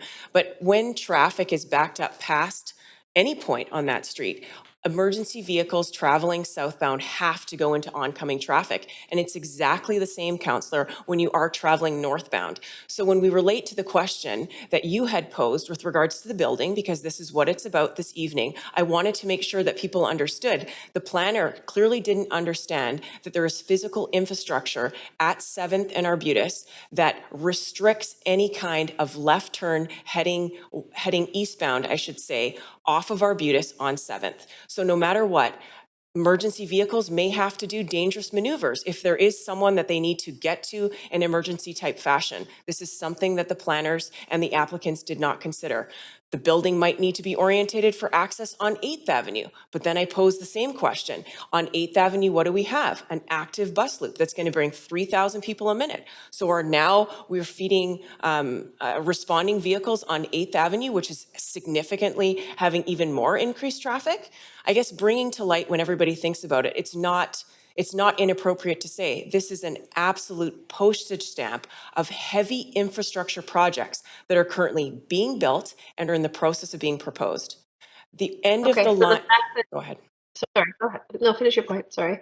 No, I was just going to say the end of a line construction, having $1 billion infrastructure project right on the corner, the bus terminus station that we know is going to be in place for at least 5 to 10 years.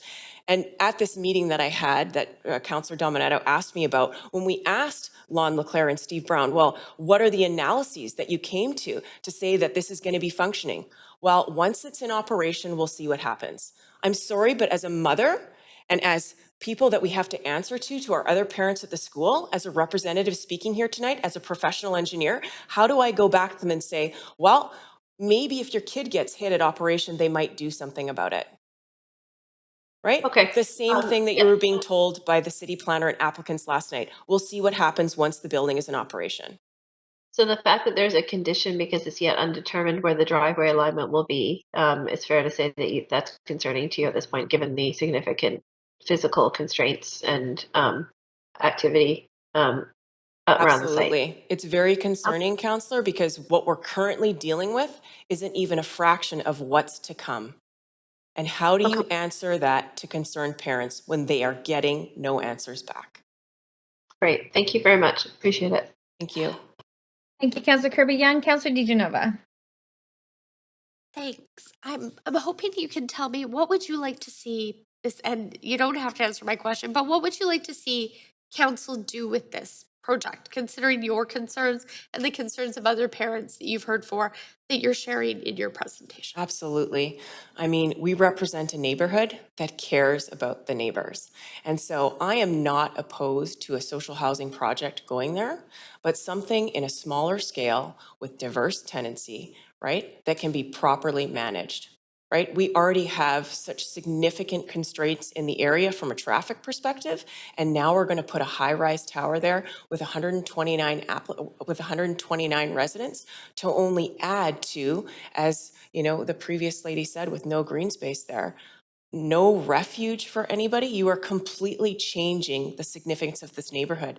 This neighborhood was designed for children and families, yet the application proposal for this house has none of those people that would be given the opportunity to live there. Something smaller in scale would be appreciated. Something with diverse tenancy, like families, like women with children. I mean, I want people to know the school, the local neighbors are so actively involved in even the Women's Recovery House, Sancta Maria House, that is right around the corner. The reason it works is because there are people in the neighborhood that care. The school has been there for 110 years. We have no intention of going anywhere. We want the community around us to continue to grow because we are good neighbors. There are so many safety aspects associated with this, and that's why, Councillor DiGenova, I scrapped my speech and said I have to speak as a professional engineer, but more so as a mother this evening, because you guys will hear the same comments from your next 250 callers. So I needed to rectify the responder's comment to Councillor Kirby Young last night to make sure that was possible, but also to bring light that the neighbors know the area and the neighbors are not being listened to. Okay. And just to follow up on the traffic piece. Yes.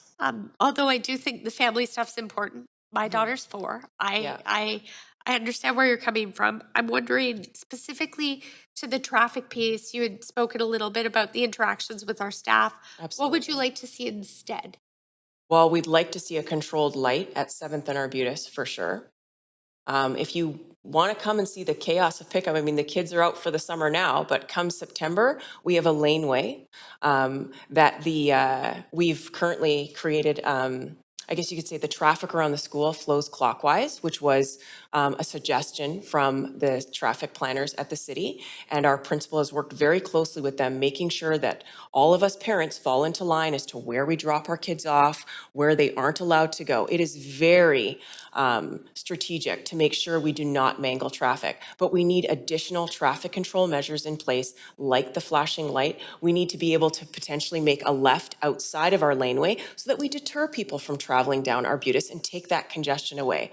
We need additional speed bumps. We need raised crosswalks at those locations that are colorful, that are raised. Right now, we were told, best case, we might be able to paint your crosswalk at 7th Arbutus sometime this summer.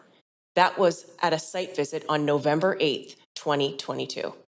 Arbutus and 8th is a lot. Arbutus and 7th, sorry. Yeah, Arbutus and 7th. Arbutus and 7th is Both. a lot more narrow than Arbutus and 25th. Yeah, absolutely. So Both. I see people travel up that way all the time. So you'd like to see that same care and attention to making sure Absolutely. that we're putting pedestrian safety and children's safety first, as we would at a large intersection as well. Absolutely. Yeah. Thank And you these very are all much. very basic asks, and to be turned down each time saying there's no budget or, you know, the traffic count or speeds don't justify this, not acceptable. Thank you. Appreciate your question. Okay, those are your questions. So thank you very much for coming in to speak to council. Thank you. Next, we have speaker number 21 out. Speaker number 21, Catherine Tan. Hello, good evening. Hi Good there, we can evening, hear you. Oh, good. Good evening, Mayor and members of Council. I'm Kathy Tan, a resident of Vancouver, and I live and work a few blocks from the proposed rezoning. I am opposed to the rezoning for the building in its current form. I have 3 reasons for opposing. First is because I do not believe that the supports provided in this housing will be enough for the successful reintegration into society of the vulnerable people who will be residing within. 2 staff members on site for 24 hours cannot support a population of 129 residents with various needs, and there are no specifics on what other supports will be available. Congregate supportive housing has been proven to fail those needing support, as seen in Dr. Julian Summers' study.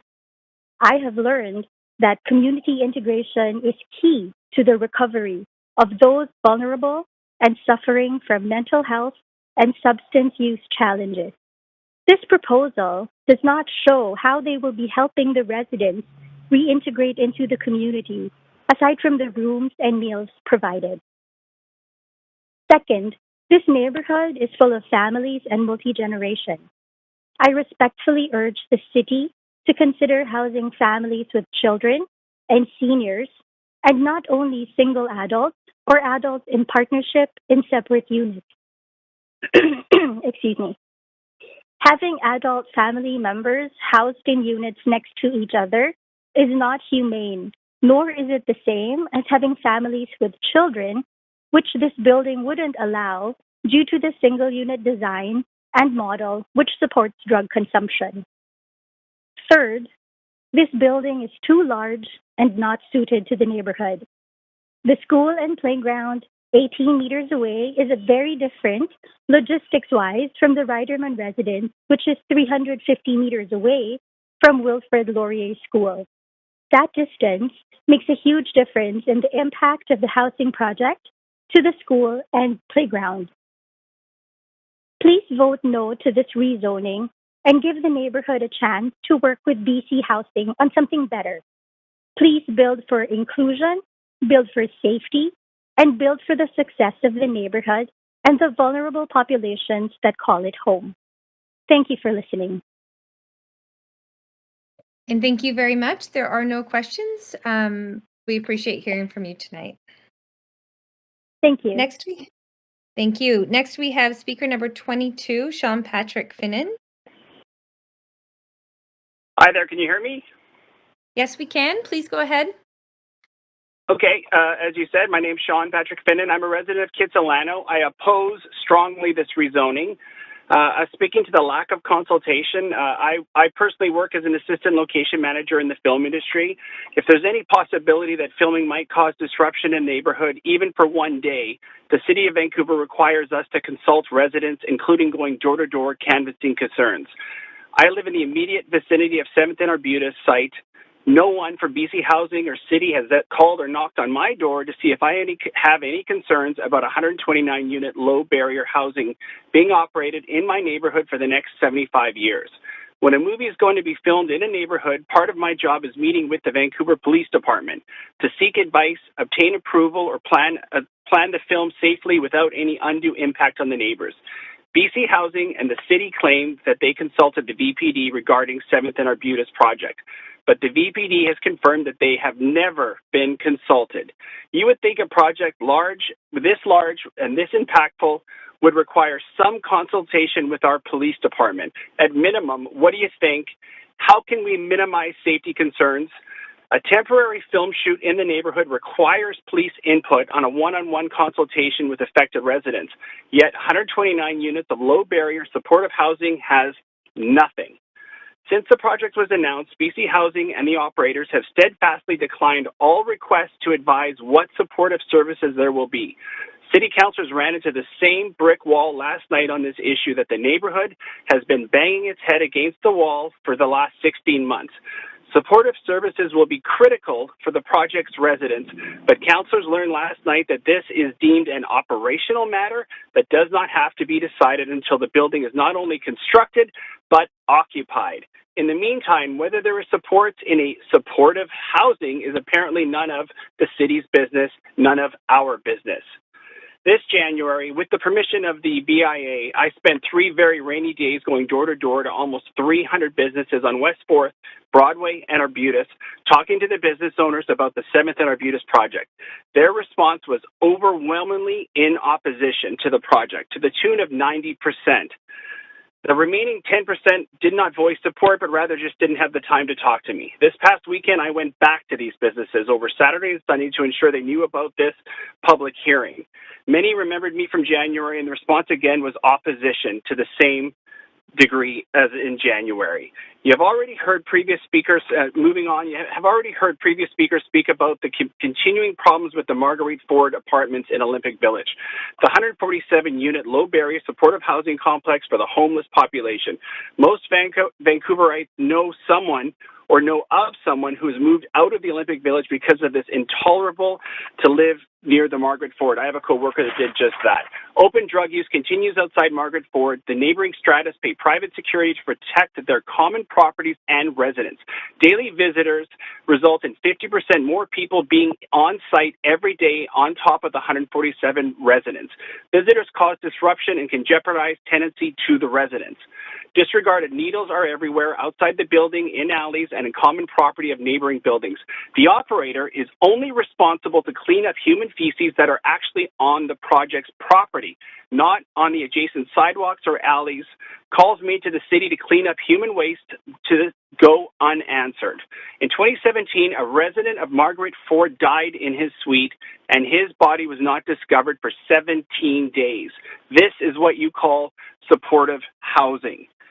Alison Danette, City of Vancouver Senior Planner for Supportive Housing, and Celine Mabouls, City of Vancouver Director of Homeless Services, both attended the Community Advisory Committee meeting for Margaret Ford in November 2021, where the ongoing problems at Marguerite Ford were discussed in details. Yet these two senior civil servants were here last night in support of this city plan to build the same kind of project here at 7th and Arbutus.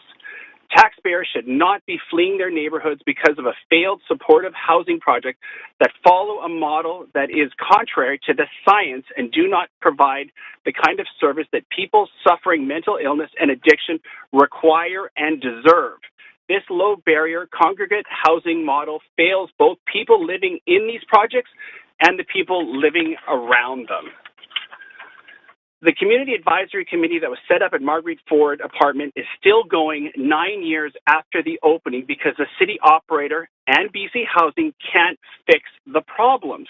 This is a failed model. Thank you. Thank you very much. You do have questions, Councillor Hardwick. Thanks very much, Sean. You mentioned that you believe that the VPD hasn't been consulted. How do you know that? Did someone tell you that, or how did you put that together? I emailed everybody regarding this project when we first received the flyer, and the VPD did a Zoom meeting between my wife and our strata. My wife's a much better speaker than I am, and I was in the house, and the VPD said right off the bat, let me make it very clear, we were not consulted on this project. We have not approved it. And they're basically saying that they may have received a notice about something, but they were certainly not consulted. Do you have a record of that you could share with us? I would, yes. I mean, the notes from the Zoom meeting and who we spoke to, absolutely. That would be great. Yeah, I'd like to see the details on that. Thank you very much. Sorry, feeling a little under the weather this evening. Oh, sorry. Thank you. Those are all your questions, Sean, but we do appreciate you calling in. Thank you. Thank you. Next, we have speaker number 20. Actually, we're going to hear from speaker number 23, and then we're going to take a 5-minute bio break. We have been going for over 2 hours, and so I just want to give councillors a chance to take a quick break. So we'll go with speaker 23, Tanner David. Hi, you can hear me? Yes, we can hear you. Please go ahead. Okay. Hello, Council. My name is Tanner, and I'm a renter currently living in the Kitsilano area. This is my first time engaging in the public hearing process, and I'm calling in today to voice my support for the proposed supportive housing development at 8th and Arbutus. I believe that this development is well suited for the area, especially following last week's approval of the Broadway plan. This particular building will be in line with the rest of the future development along the corridor, if not substantially smaller. Furthermore, with the future completion of the Broadway's SkyTrain line, this location will allow residents to leverage easy transit access to connect with family, friends, employment opportunities, and other services across Kitsilano and much of the rest of Vancouver.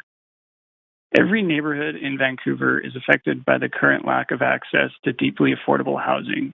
Kitsilano is no exception to this and should not be treated as one.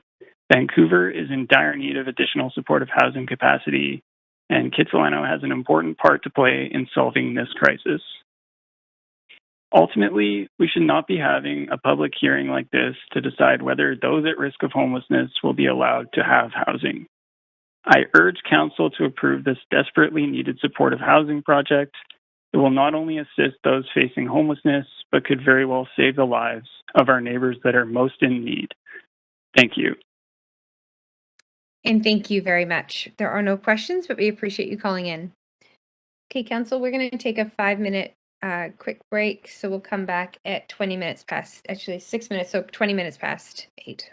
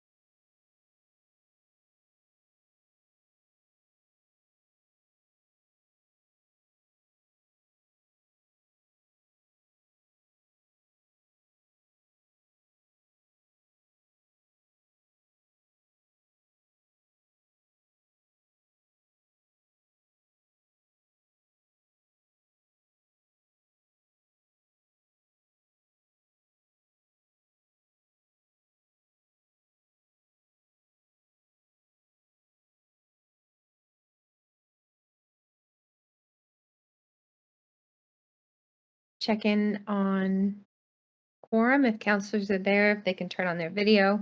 I got 1, 2, 3, 4 in the chamber. We have 5, 6, 7. Yes, you have quorum. Great, Chair. thank you very much. Thank you. So we will be continuing on with our speakers. Next on the list is speaker number 24, Justine Taylor.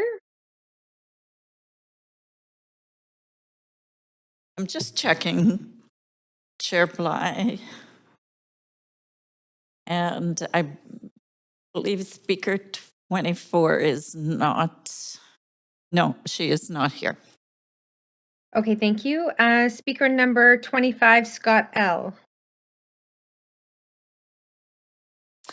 No, Speaker 25, I was told their battery on their phone was causing some issues, so they may call back later on. Okay, thank you.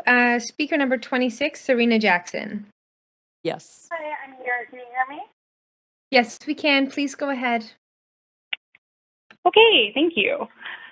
So good evening, everyone. My name is Serena Jackson, and I'm a renter in Vancouver, and I am in strong support of this project. Housing is a human right, and we have a responsibility to build homes for those who need them. We know we need more social housing. This proposed project is on city-owned land and will not displace any residents. If the city doesn't build social housing on vacant land that it owns, where else will it build it? Some of the opponents to this project have submitted stigmatizing comments, crying out against changes to the social fabric of the neighborhood. They fear that the residents of this building will be dangerous to the community, and some argue that supported housing should be contained to the downtown east side. We cannot continue to kettle the people who have the least in our city. And to make Vancouver a truly inclusive city where people of all incomes belong, we need projects like this one to go ahead. I have heard opponents of this project declare that the supports at 8th and Arbutus will be insufficient. This is misinformation. The supports will be established based on the tenants of the building, and we're not at that stage of the project yet. I am a support worker in a building in Mount Pleasant that is very similar to the proposed project. The building I work in is 1 block from a park and 2 blocks from a school. The tenants at my workplace often volunteer in the community garden and at community events, and they're very friendly when they meet neighbors outside the building. I can say with confidence that the residents have not made the neighborhood unsafe. And I can also say that having a safe, clean, affordable, supportive place to live is life-changing and life-saving. The residents that I work with are part of a 2-year transitional housing program. The goal is to help people stabilize and recover from the physical, emotional, and mental trauma of being unhoused or living in unsafe housing. And at the end of the program, we aim to find long-term housing that fits the tenants' needs. Finding long-term housing for our tenants has always been challenging, and over the past few years, it has become nearly impossible. Vancouver has a dire shortage of supported housing. We know that Vancouver needs to build all kinds of housing all across the city so that people can have safe and appropriate housing. Council, I urge you to approve this project, and if it's at all possible, please bring back the 11 units that were canceled because of shadows. How can we give up 11 homes for people who desperately need them, homes that are fully funded by all levels of government, for fear of shadows? I don't want to take up too much more time out of this marathon hearing, so I will leave you with what James Forsyth said last night. Supportive housing is not the cause of problems in the neighborhood. It's the solution. Thank you. And thank you very much. You have no questions, but we appreciate you calling in. Next, we'll hear from speaker number 27, Clara Prager. Yes, Clara Prager. Great, we can hear you. Please go ahead. Hi, Mayor and Council. My name is Clara Prager, and I'm a project lead with Women Transforming Cities. As a resident of Vancouver, a city that is dealing with multiple deadly crises, I'm strongly in support of this project because it will save Vancouverites' lives.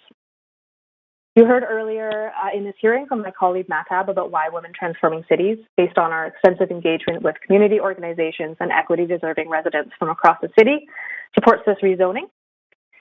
The reason we heard so consistently about the desperate need for social and supportive housing is because people are dying from homelessness in this city. Councillors, you have a responsibility to save people's lives by approving this initiative. That may sound stark, but it's what we've heard from months of community engagement from some of your most at-risk constituents. Opponents may say that this is not the right location because it's near a park and a school. Let me remind you that you approved a nearly identical project a few weeks ago at Knight and King Ed that was also near a school and a daycare.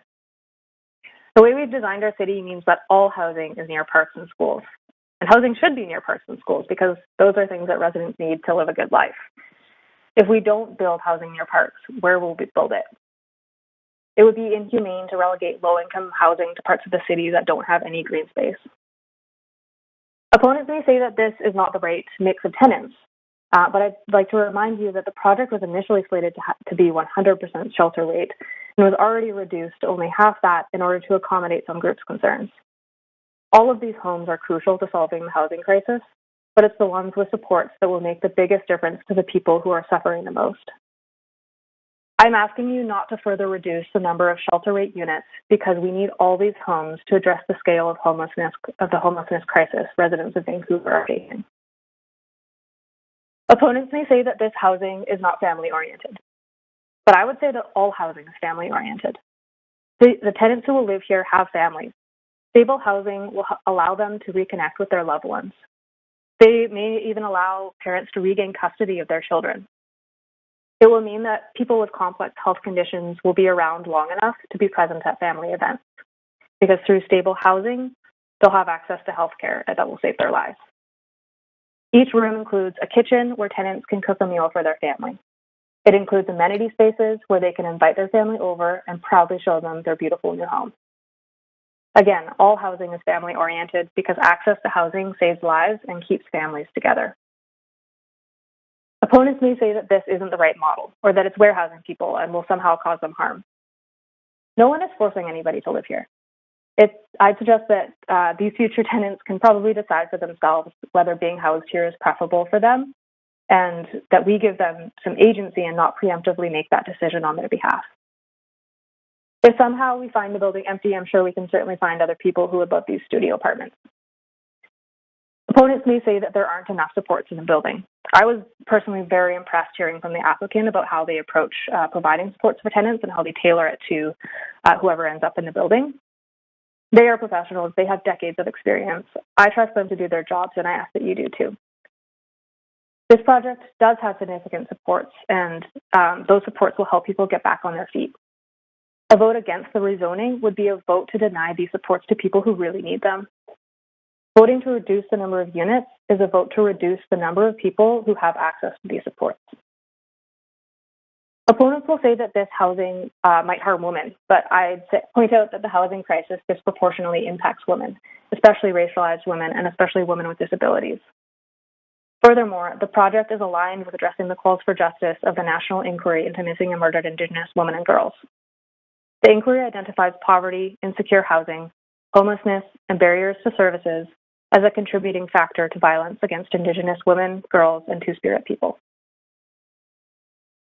Yesterday, I spoke to a journalist about why Women Transforming Cities supports this project. I told him that the timing of this hearing is very poignant. It's currently the one-year anniversary of the heat dome that killed hundreds of people in this province, including many Vancouverites. Many of those deaths could have been prevented if people had access to safe housing, like the air-conditioned units that this building will provide. 1 year later, councillors, you have an opportunity to take a tangible action to prevent that loss of life from occurring again. Please do the right thing. Please bring 129 safe, fully funded homes with life-saving support services to this city. Your constituents' lives depend on it. Thank you. And thank you very much. There are no questions, but we appreciate you calling in. Thanks. Next, we're going to move to speaker number 28, Aaron LaRocque.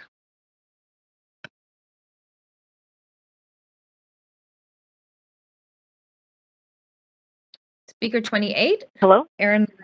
Hi Hello? there. Yes, we can hear you. We can hear you. Okay, You are okay. welcome to start as soon as you're ready. Thank you.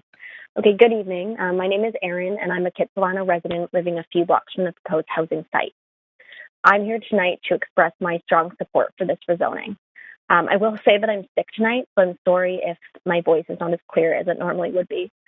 When I was thinking about tonight, I was initially at a bit of a loss on what to say, because fundamentally the fact is that we needed more housing in Vancouver years ago, and given the current situation, it feels imperative to act with absolute urgency. So I'll start with the critical need for housing in Vancouver. I know that this is repeating what has already been said, but it is worth repeating because that need is why we are all here today. In the most recent homeless count, over 2,000 residents in Vancouver identified as being unhoused. As others have noted, this figure is widely accepted as an undercount. It's equally important to recognize that this count took place before the widespread shutdowns from COVID-19 and before the devastating heat dome last year, mentioned by some councillors yesterday, both which disproportionately affected and affect people without stable homes. Still, I do want to share a few highlights from the report. 69% of respondents said that housing affordability or financial challenges were the cause of losing their housing. 48%, or almost half of respondents, had experienced homelessness for the first time before they were 25 years old. 36% of respondents were in the care of the ministry as children or youth. And 39% of respondents were Indigenous, a vast overrepresentation compared to just 2% of Vancouver's total population. So, like the previous speaker, I guess I would just like to call attention to the fact that I feel it is disingenuous framing to say that this housing does not support families, because families are more complicated than that. People who were children and in care are from families, young people are from families, and everyone in need of housing is part of a family, even if it doesn't currently look like a nuclear one and may not. Further, the reality is that there is a dire need for all types of housing around the city, including for people living alone. I was very glad to see the recent rezoning for the proposed women's housing on West 13th and Campy move forward, and this proposal would provide an equally important addition to the lack of housing we are facing. On a volunteer basis, I have helped move unhoused community members into SRO housing. It is no secret that a lot of the existing SRO stock is very old, often with shared bathrooms and kitchens, which can provide less of a sense of security. In a heat wave, some of these buildings are poorly ventilated and extremely hot. We desperately need new self-contained studio units like these that can improve on and replace some of the existing SRO stock. Finally, in preparation for tonight, I was reading many of the comments submitted in opposition to this project. Several commenters expressed concerns that there are not adequate supports or services within the community to support the people that would live in this building. Beyond the supports that, as many others have accurately noted, will be in the building itself and that already exist in the community, I was wondering, what if instead of decrying the lack of supports, what if those in the community with the time and resources to do so strengthened them? We've talked about some of those great initiatives already here tonight. We already have so many good things to build on in Kitsilano. What if we extended community-run pantries, the Kits Shower program, and built on the excellent programs that places like Kits House already run? Over the past several months, a grassroots collective of some neighbors have come together, and we have met many Kitsilano residents that are invested in exactly this kind of community building. We know from existing data that after 6 months, about 94% of residents of supportive housing remain housed. I also want to be very clear that when we do talk about increasing shadows for a few days of the year and about site geometry, we are weighing shade against housing for human beings, and that these are people in our communities that are living without housing as we speak. So in closing, I just do want to make sure that Council knows that many of us in the community are strongly supportive of this proposal and deeply committed to supporting its success if approved. Thank you.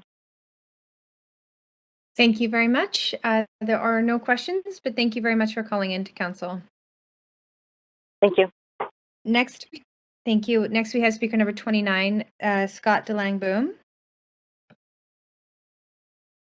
Opportunity to speak with you today. I'm calling to ask you to support the project. It's no secret, everyone agrees that the city really needs these units.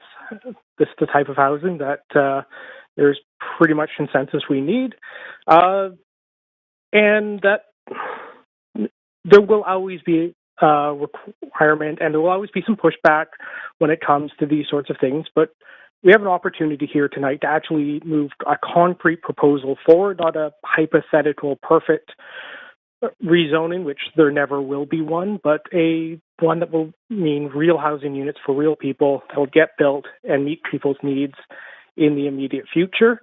And for that reason, I strongly want to see this go ahead.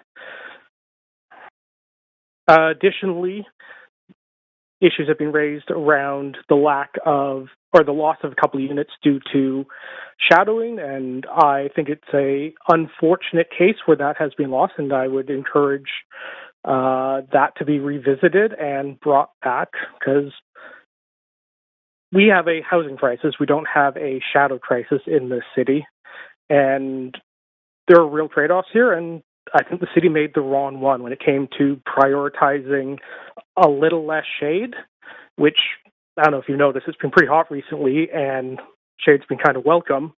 I don't know why we're so intent on minimizing it. But regardless, the city prioritized a little less shade compared to 11 additional homes that there's pretty much universal agreement on of the city needing. And for that reason, that decision should be reversed, and I would like to see kind of future policy changes to readjust the city's priorities on that going forward. I will just leave with this. I've spoken to council a lot on a bunch of different housing projects. I came before you on the First and Clerk social housing project, and I heard a lot of the same complaints being raised then. We will never find a site anywhere in the city where there will be zero issues raised with it. So we shouldn't try to aim for the perfect project. We should aim for the ones that meet the needs of the city and actually advance the substantive policy goals, which this project does. Thank you. And thank you very much. There are no questions. Appreciate hearing from you tonight. We'll move to speaker number 30, Catherine Sheps. Hi there, we can hear you. Please, yes, we can hear you. You're free to start when you're ready. Great, thank you. As I mentioned before, my name is Catherine Sheps. I live in Vancouver, and I'm calling tonight in strong support of the proposed housing project at 7th and Arbutus. I grew up in Kitsilano, and I've managed to stay in this neighborhood as an adult, something that's a pretty rare situation to find, and something that was only possible for me and my family because we managed to secure a spot in a housing co-op a few blocks away from the home where I grew up and a few blocks away from the proposed project site. As I've been lucky to find nonprofit housing in this neighborhood, I feel called to speak up in support of this project. I support this project because it will provide safe, supportive, managed housing that is desperately needed on what is currently a city-owned vacant lot where no existing residents will be displaced. That the project is planned as a passive house project located right next to the new transit station and on the Arbutus Greenway is even better. It puts this project squarely in alignment with the city's stated goals in both the Broadway plan and when it declared a climate emergency. Approving this project is also in line with many councillors' stated commitments I paid close attention to last election season and will be scrutinizing again as we approach another one, namely to meaningfully address and reduce homelessness in our city and expand affordable housing options in all areas of the city. With these facts in mind, I'm a bit confused as to why this rezoning is up for contentious debate. It seems to me that this is a project clearly in the public interest. It is already supported and funded by all three levels of elected government, acting clearly in furtherance of the commitments they were elected to enact. The funding that has been assembled for this project makes it almost kind of a unicorn. This is available funding for a desperately needed cause for the kind of homes for which there is the deepest need, and that is available not only to build the building, but support its ongoing operations. I'm sure it has taken years of work from all the agencies and governments involved in getting the project to this point, and to have that fall apart because of antiquated zoning would be a shame. Supportive housing belongs in every community across the city, especially where it can be located on city land, because every community includes people that may need support, whether now or in the future. I love that this project will be right down the street from me and not being squeezed in on an industrial site or some far corner of the city. Those who are given the opportunity to be housed here will get to build community with the diverse neighbors that already call Kits home. This project is also a great way that City Council can take a concrete step towards challenging the inequities that have for too long been exacerbated in our city and city planning processes. The fears and anxieties of housed people cannot be considered a valid argument against meeting the needs of the city's most vulnerable residents, especially in the face of 3 compounding, interlocking, and deadly ongoing crises, namely the lack of affordable housing, the COVID-19 pandemic, and the drug toxicity crisis. There is enough for all of us if we can only share. Approving this rezoning does not take wealth, warmth, privacy, or housing away from any existing Kits neighbor. It merely extends an invitation and an opportunity to access these things for too few lucky new neighbors. For all of these reasons, as well as just reasons of basic human dignity, I urge City Council to approve the rezoning for this project. Thank you. Thank you very much. There are no questions, but we appreciate you calling in tonight. Thank you. I just want to alert council that we did have a caller call in who was having a phone malfunction of some sort. They are back on the line, and unless there's objections, I would move to speaker number 25, Scott L. And hearing none, speaker number 25, Scott L.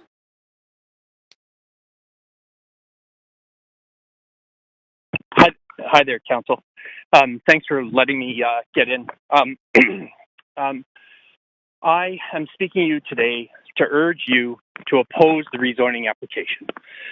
The reason for this is multifold. However, my primary reason is rooted in science. I work for a science-based medical health corporation, and our roots are science. When we were in the midst of the pandemic, we were asked to trust the science. Canadians did. We stayed home, we masked up, we got our vaccines, and we got through it. Now we need to tackle the opioid, mental health, and homeless crisis. And we need to do the same as we did with COVID-19. We need to trust the science. At this time, the science of Julian Summers and his colleagues is what we have, and we spent $120 million getting it. I've listened to Julian Summers speak on several occasions about his research on housing models for the best of those exiting homelessness. The government spent $120 million of taxpayers' monies on his research to find a resolution to the homelessness problem. And it found a better housing model, a recovery-oriented model that allows people choice where they want to live in non-stigmatizing, inclusive buildings, and in buildings that allow it to integrate into the community and better connect with children and loved ones. Housing 129 individuals that are all hard to house because of mental health issues, substance use issues, or other challenges is not rooted in the science. And it ultimately sets the tenants in the neighborhood up for failure. One only has to look to the downtown east side to see failings of cognitive housing models. The model is financially costly, but is also leading us down a path away from civility and dignity. The other day, I had the pleasure of meeting an Indigenous woodcarver who was experiencing homelessness, and he told me he would not step foot in one of these congregate buildings because of the dangerous elements within them. He doesn't feel safe there. He prefers to stay in hotels or on the streets. Like Dr. Summers, he feels the culture of the streets and the culture of these buildings is not a safe place for him. A no vote is a vote for a better model for everyone, and a model that we can implement now with existing and new rental stock. A no vote is a decision based on evidence and science that will lead us down a new path and help to put our city on a new road to recovery. Given all the issues with this proposal, its model, its size, its location, proximity to other vulnerable populations, the lack of supports in the neighborhood, etc., council must not rubber stamp this deal. Show us that democracy is still alive and this isn't a done deal. As we've heard over and over again, force BC Housing back to the drawing board and make them come up with something better. Show us democracy is alive and that it isn't a done deal. There's also lots of social housing in Kitsilano. We can accommodate more than 129 people experiencing or at risk of housing, but we want a project that works from the start. One of the things that bothers me the most when I look at the way the science is I see online, and people start to attack the science. or the way we go forward. We need more of it, not to attack it. This reminds me of the tobacco industry, where we started to attack that cigarettes were bad, or we attacked wearing masks during COVID. We attacked vaccines. Don't attack the science. Listen to the science, follow it, and do more of it. Thank you. And thank you. You do have questions, Councillor Boyle. Thanks so much. I am just hoping to clarify. I read the Dr. Summers study last night, and my understanding of it is that it says pretty clearly that both congregate and scattered site formats achieved markedly superior housing stability compared to a business as usual approach over a 24-month follow-up period. So I'm just hoping to clarify why what you articulated and what we've been hearing seems so out of line with the summary of the report as I understand it. Well, personally, I feel that what's happening is they have a business as usual approach. And whenever someone asks for change and brings in change, it's difficult. You know, you got to get people together. You got to go through these meetings like we're doing right now, where we're sitting on hold and running out of battery and doing all these things that are frankly tough. But I think we are in a tough spot. You know, we are facing a crisis. And when you do this sort of thing, you have to do the right thing, or all you do is go down the wrong path and you have to come back at some point.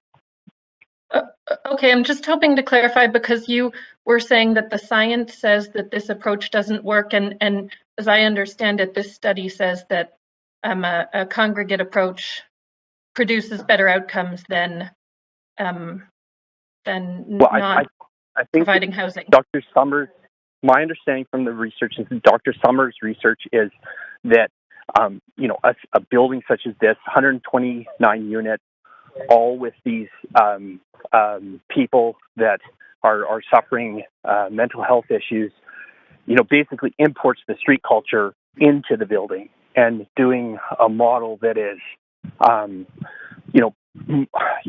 smaller scale, moving them out into the community where they can better integrate. They can bring their loved ones into the building. They can, have their children come in at certain points, and they can get jobs. This is a better model. Is my reading of his research and when I listen to him. Okay, thanks for clarifying that. That's not what I'm seeing, but I think Dr. Summers has signed up too, so I'll wait and ask him. Okay. Thank you very much. Those are all your questions. Appreciate you calling in. Thank you. Next, we have speaker number 31, Lacey Beck. Hi, good evening. Hi there, we can hear you. Please feel free to start when you're ready. Good evening, Council and Mayor.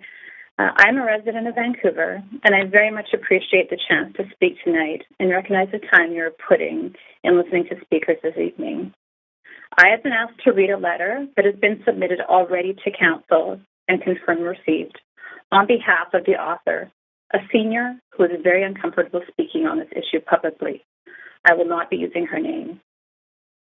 I appreciate City Council continuing to work on the homeless crisis. I am writing into you today as a former coordinator of Second Stage Housing for Battered Women, a former volunteer for the John Howard Society, and a retired frontline worker on the downtown east side, where I have lived and worked for 19 years with my family. While I am pleased that the city is considering offering the hard-to-house accommodations outside of the downtown east side, I do not support BC Housing's proposed model to build a 13-story, 140-unit facility. Note, I know this is now 129 units. Continuing on. As a former desk clerk at Carl Rooms, a BC Housing-owned Akira-managed building, I can tell you that unless there is a drastic overhaul of policies and practices, the charming neighborhood of Kits will cease to exist. My former place of employment has around 40 units.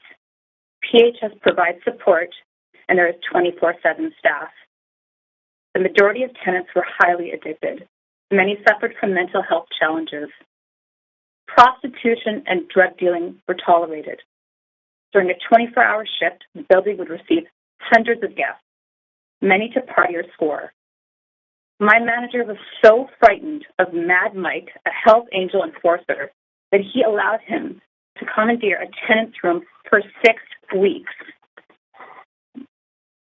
Needless to say, the whole tenant population and staff felt under siege, and violence in the building increased fourfold. The same could be said for child abusers. There were 2 male pedophiles that were tenants. I caught both of these men with teenage boys in their rooms. One boy was half-dressed. Strathcona Elementary was a block away. BC Housing's Arbutus plan puts 129 units right next door to an elementary school. First of all, I would plead with you to reconsider the number of units to kettle a large population of hard to house. Dr. Summers is right. Congregating large numbers of homeless at one location imports street culture into the building. In fact, at Carl Rooms, with only 42 units, street culture ruled the building. A Tyee article by Jen St. Dennis showed we received 12 911 calls per room in 1 year, and the link is available in the letter submitted. And second, BC Housing should not be throwing individuals together willy-nilly under the label of hard to house. Granular assessments of each and every tenant's history applying for housing is paramount to ensure the safety and security of tenants, staff, and neighbors. Please consider building a smaller model. It hurts like hell to see so many people suffering, to have criminals running amok, taking advantage of people. Caller. I need to just caution you. I understand. Are you reading someone else's letter? I am. It was submitted. Yes. Yeah. Okay. Well, you're going to have to do your best to filter because we need to stick to the merits of this particular application. And I know it's difficult when you're reading somebody else's account of the facts, but there is the content of what you share needs to not stigmatize future tenants of any application. That was cautioned at the beginning of our meeting by our legal team, and I think you've gone. This letter is reflecting comments that are not appropriate for this public hearing. So you're welcome to share your own personal views. I gave you a lot of runway there, but I'm going to ask you to just stick to your own personal opinion and speak to the merits of this application. That's fine. I can finish there. Her letter, as a frontline worker, I felt was extremely important, and they know better than anyone else the experience, and I agree with what she wrote, and I am in opposition of this project, and thanks for letting me continue and read it as far as you did. You do have questions from Councillor Kirby-Young. Yeah. Thank you. I'll be brief because I'm losing my voice. I can't really ask many questions, but Council has received a lot of correspondence, and I didn't catch. I'd like to identify that letter. Can that be resent into Mayor and Council, please? Absolutely. I thought it was on the website, but I could email it directly to you if you would like, or what's the best way to get it into your hands? Yeah, I think the clerk can let you know the right email from Mayor and Council. And can you assist, Chair? My voice is going. Yes, so Councillor Kirby-Young is correct. You can submit your letter to the clerk, and the clerk will distribute that letter to all of Mayor and Council. Thank you. Perfect. Thank you. You do have more questions, Councillor Fry? So I just want some clarification because I actually live quite close to Carl Rooms, and I'm very familiar with the various proximities to Strathcona Elementary. So you're not familiar with Carl Rooms per se. You're just reading a letter from somebody who works there or worked there? Somebody who worked there for many years who wrote this letter to council and asked me to read it for them. Right, but you have no ability to verify that or really speak to the veracity because it's not your personal experience. No, the speaker is more than happy to speak to individual councillors on the subject if you would like to speak with her. Sure, yeah. But I mean, where I'm going with this is I'm not sure that it's really a fair comparison given the context of Carl Rooms, given the the extenuating circumstances, we're quite literally talking about apples and oranges. So I'm wondering if you feel that that's an apt comparison to this, which hasn't been tenanted, which is not 100% supportive, which is not in a in the same kind of contextual environment with, you know, the various complications of that particular block, and then transposing it to this project. And do you think that's an accurate representation? Absolutely, completely. We're comparing an SRO with supportive housing. It's not the same thing, and I completely realize it. But this is somebody who has had considerable experience working with BC Housing and operators, and wanted to express her multitude of experience and what she saw and what she does not want to see, and what her recommendations are for the site at Arbutus. And she was just giving her background, and that's basically where that came from. I'm not comparing that site with the site on Arbutus. This is just some of her experiences, and then she's also giving you her recommendations, which I think is fair. Sure. Yeah. I mean, I guess I want to counter that with my own kind of context and experience, and having lived in that particular neighborhood for 30 years, know lots of people who have worked in supportive housing in the neighborhood, and they're not all the same. And there's so you could pick out like the worst case scenario and compare it. But I just want to put a other lens to that comment, because I think it deserves some more context, and I don't think that this is an appropriate comparison, to be totally honest with you. But I'll leave it at that, because it's not a debate. Sarah, can we please stick to questions? We have a lot of speakers ahead of us. Got it. Thank you, Councillor Kirby-Young. Got it. Okay, so we're going to move on to any questions, Councillor Fry? That's fine. Yeah. I just ask anyone coughing to mute. Point of procedure, Chair. Yes, Councillor Carr. Yeah, thank you. There was a comment made by the speaker about the person whose letter she was reading being willing to talk to individual councillors.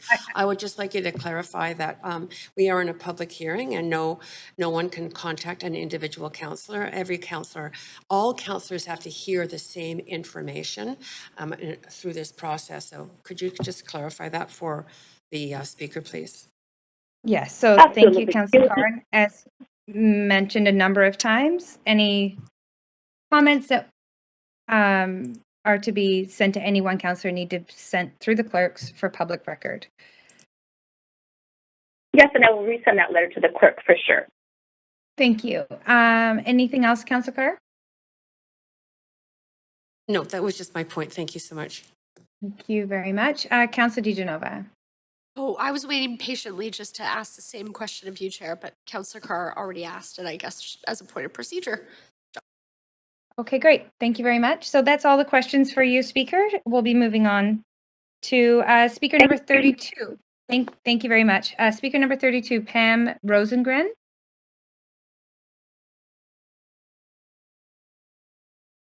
Hello? Can you hear me? Hi there. We can. You're welcome to start. Great. Thank you very much for giving me this opportunity to speak. My name is Pam Rosengren. I was born in Vancouver, lived in the East Van and the West End. I now live in Kitts. I oppose this rezoning application. It's not the right housing model for the residents nor for the neighborhood. And after yesterday's proceedings, it's clear it's not ready for consideration. First, let me tell you about my personal experience that comes from over 20 years of living across the street from a Salvation Army, high-density, 168-bed men's shelter. They had staff, security, and residential programs. Yet nearly every night, and sometimes several times a night, police or ambulance were called to the center. Sometimes for illegal activities, including fistfights and drug use, other times for overdose and health events. Sometimes the calls were for the residents, other times the calls were for those that prey on or just hang with the residents on the street. What has been happening? Speaker, I'm going to just caution you again. So what we're dealing with here is we need to be speaking to the direct application that's before us and the aspects contained within this application, including the housing agreement, and the other factors. I'm not sure if you were on the line when we were briefed by legal. You have to be, so speakers must speak to the merits of this application. And you can, of course, have your own personal experience, but what's required is that you reflect that into this direct application. Otherwise, what happens is there is it veers into the arena of stigmatizing people who may live in this building, and that's not tolerated in a public hearing. Oh, okay. I thought this was relevant because it was a very similar living situation that we're proposing in this application. So I thought my past experience would be something that the council would want to take into consideration. If you can connect it to aspects of this application, then it is something you can share, but you need to be connecting it directly to this application. I'm talking about the high density. So the fact that this was a high density 168 bed shelter that had residential programs with it make it very similar and, in my opinion, very relevant. My experience is very relevant. I also talked to, as others have, that this was very similar to what happened at the Marguerite Ford Olympic Village. The police here in Vancouver have had a whopping increase in calls when this opened many years ago, and it has yet to stabilize anywhere between pre-social housing levels. So that is very similar. I also want to talk about the probability of the from my experience, that we're not talking just about the residents that are in the shelter, these kinds of, in these housing places, because very, very often they garner visitors, friends, and the population that will be at this housing project is far greater than 129. Often you will see these folks could be on the street partying, and in my experience, the city even had to power wash the sidewalks, because there was so much activity happening on the streets, because these visitors and people that actually prey upon the people that live in some of these housing opportunities come to visit. So that's what I wanted to say about my experience. I think it's relevant to what we're proposing here, and wanted to bring it to your attention. I would also like to tell you that I spent several hours on the Greenway last Saturday. I heard people echo my concerns, including lack of commitment to support services. Many were very concerned with putting children across the street, not 500 meters away, across the street at risk in the elementary school and the toddler park. People agreed that we must take care of the vulnerable at this site, but this is not the right model. And I think we can all do better for the less fortunate people here in Vancouver. Now I'd like to tell you about what came out of yesterday's meeting and how I was surprised with so many of the comments that were made by staff, the operator, and BC Housing. The biggest was how many of the city's building rules the proposal breaks, such as setback and shadow. Weren't these approved in the Broadway plan just days ago? Why isn't this project required to abide by the rules? Then, surprisingly, we heard statements made far too often from the staff, BC Housing, and the operator. It depends. We will wait and see. There are no best practices, standards, or guidelines. This is an embarrassment. How can this city that has been operating for over 100 years not know these types of questions? And from an operator that boasts of their 51 years of services, who, by the way, has no experience running a facility this big, it's almost 30% bigger than the largest that they've run. I'm just baffled by the fact that we get all this, it depends, we will wait and see, there's no best practices or standards. We then go on to learn that neither city staff, BC Housing, nor the operator can challenge the findings of the taxpayer-funded research, Dr. Summers' work that many have referenced here. It proved that housing people in mainstream rental buildings throughout the city get vastly superior outcomes to housing many people from suffering mental illness and addiction together. High-density congregate housing will fail the proposed residents and the surrounding neighborhood. Even the province's own rapid response to homelessness recommends only 40 to 50 units. Why is BC Housing putting nearly 3 times that number at 8th and Arbutus? Next, we find in the fine print of the referral report, and I think Councillor Fry asked about this, that a minimum of 50% of the tenants will be sheltered at the rate of income, but nothing prevents it from being 100%. That is a concern. And my final point, the configuration of this modular structure cannot be changed for the life of the building. We heard yesterday that that was 60 to 85 years. It means that children will never be allowed to live with their parent, no matter what the research says about the importance of family reunification, nor the changes in the demographics of the homeless. My final statement is this proposal clearly is not ready for consideration. There are too many unknowns, too few commitments, and too much evidence that it will fail. We can come up with a better model for this site that will be a success. Please reject the Arbutus and 8th proposal. Thank you very much. That is your time. There are no questions, but we do appreciate you coming to speak to council. Next, we have speaker number 33, Brian Godden. No. Thank you. Speaker number 34, Jonathan Ma. Yes.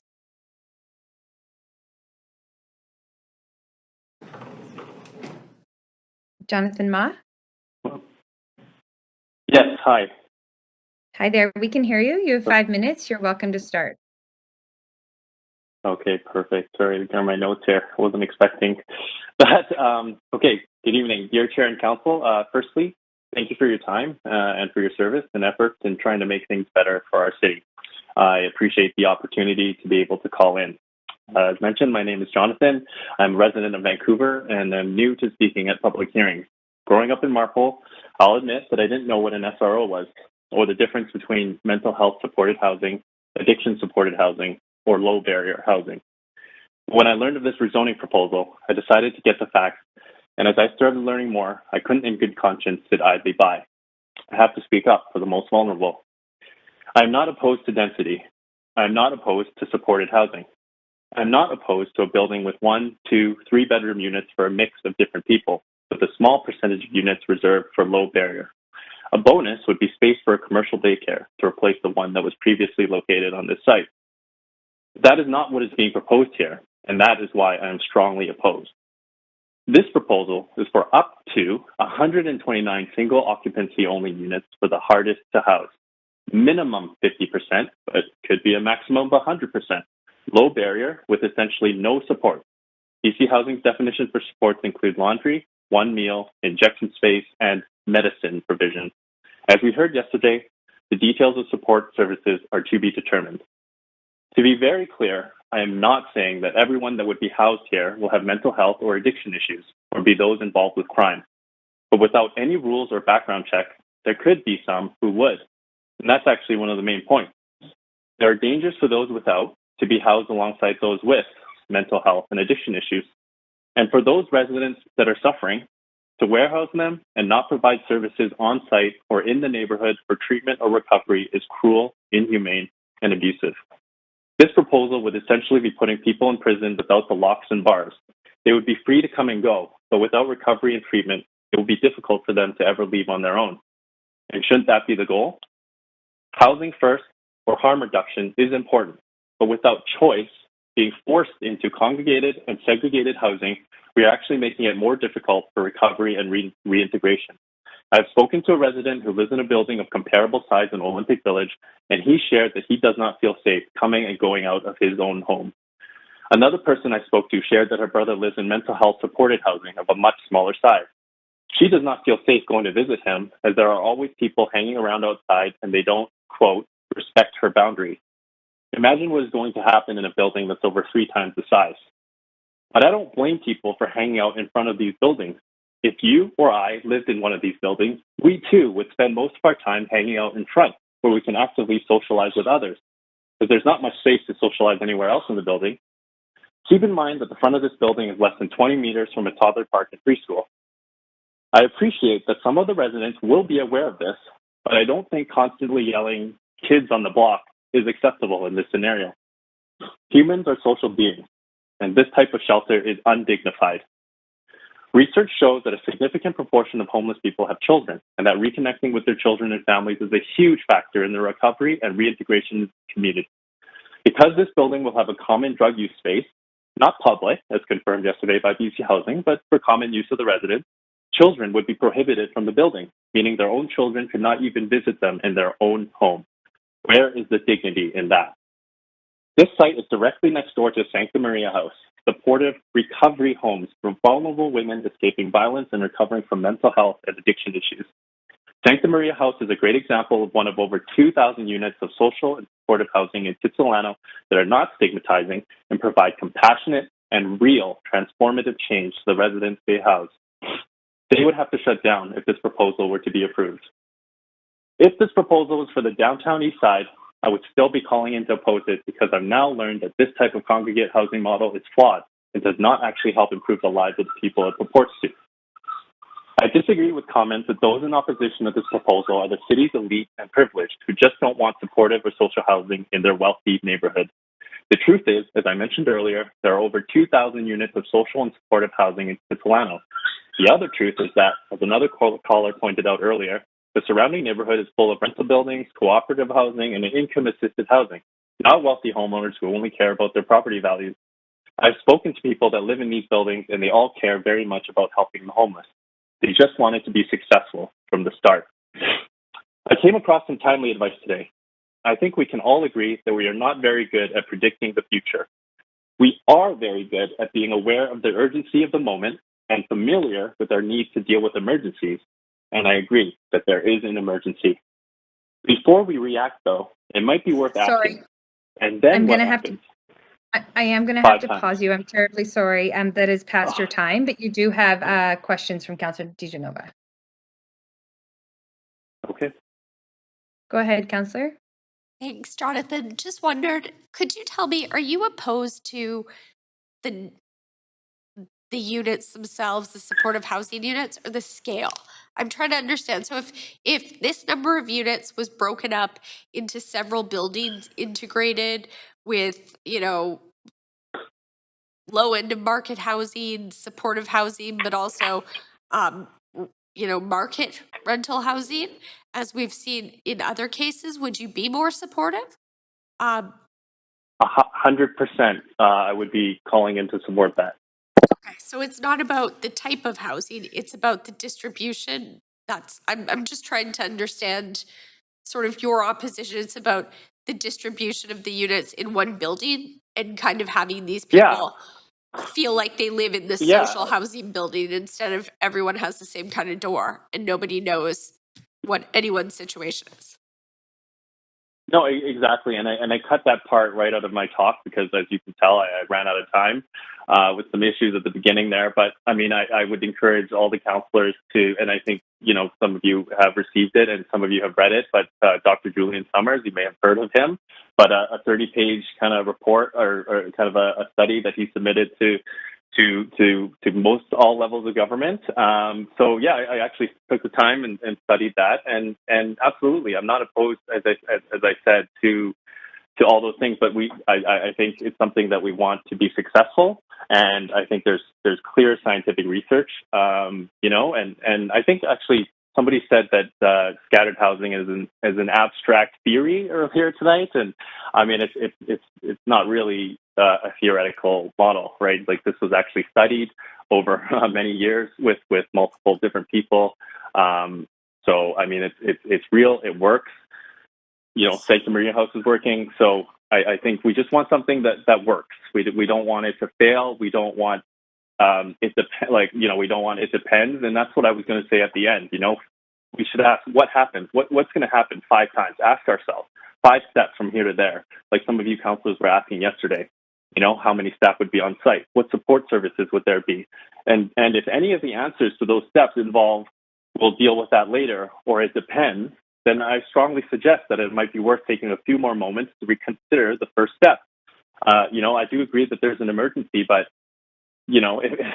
I think we need to, have some good answers.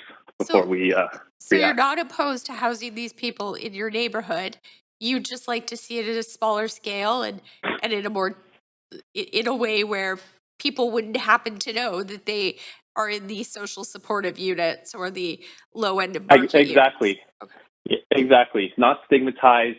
I 100% am in support. And again, please read Dr. Summers' research. I didn't want to spend time that I didn't have talking about it, but he recommends 5% based on his scientific research of units. We don't need to build new buildings. These 5% can be any buildings, right? I think a lady named Tracy called earlier, and she lives in, there are buildings around. If there's vacancies, we can hopefully sort out a way to capture those.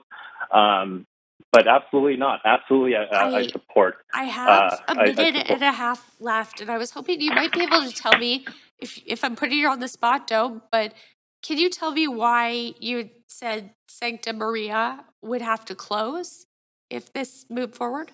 Yeah, absolutely. So because these women are basically escaping violence. A lot of them come from the downtown east side and other areas in Vancouver and Metro Vancouver.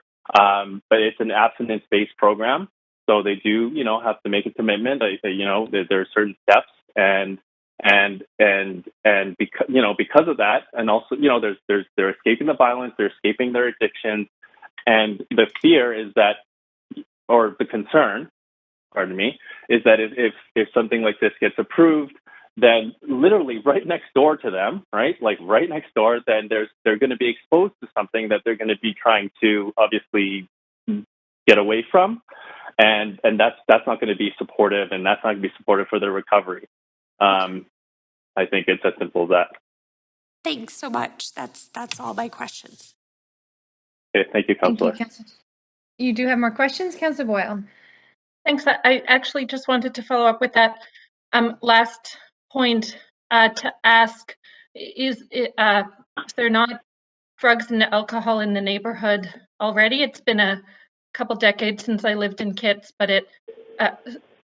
there certainly were then. So I guess I'm interested in why it's a concern in this building, but not in the many other buildings in the neighborhood.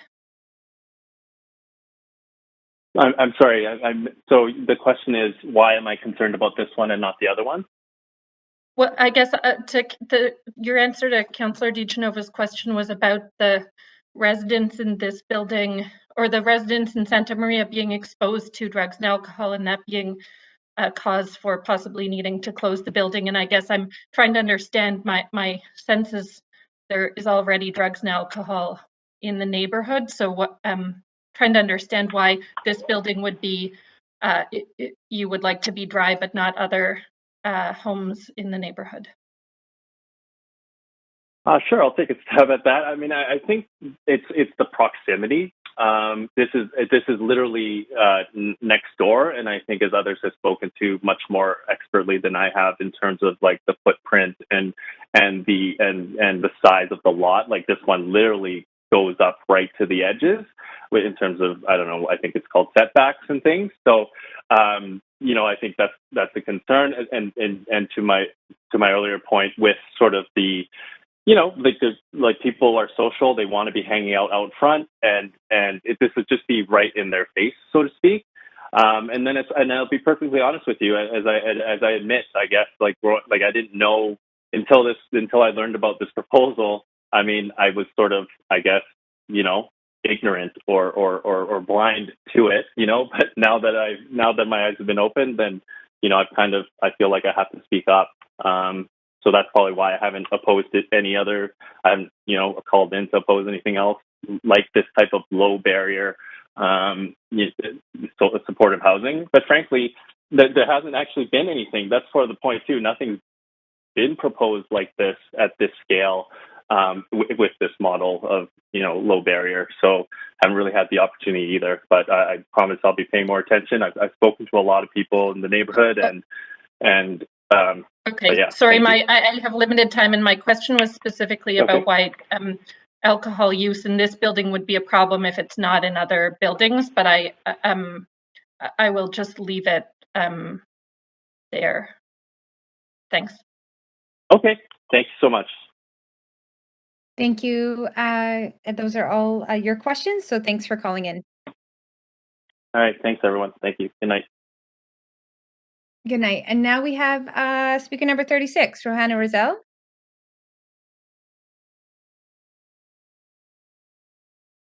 What a procedure, Chair? Oh, okay. It's not on mine. So speaker number 30, yes, sorry, Councilor DiGenova, you're probably commenting. So speaker 35 is withdrawn. Speaker 36, Rohanna Rizal. No. Okay, thank you. Speaker 37, Owen Brady. Yes. Thank you. Good evening, Chair Bly and Council. Can you hear me okay?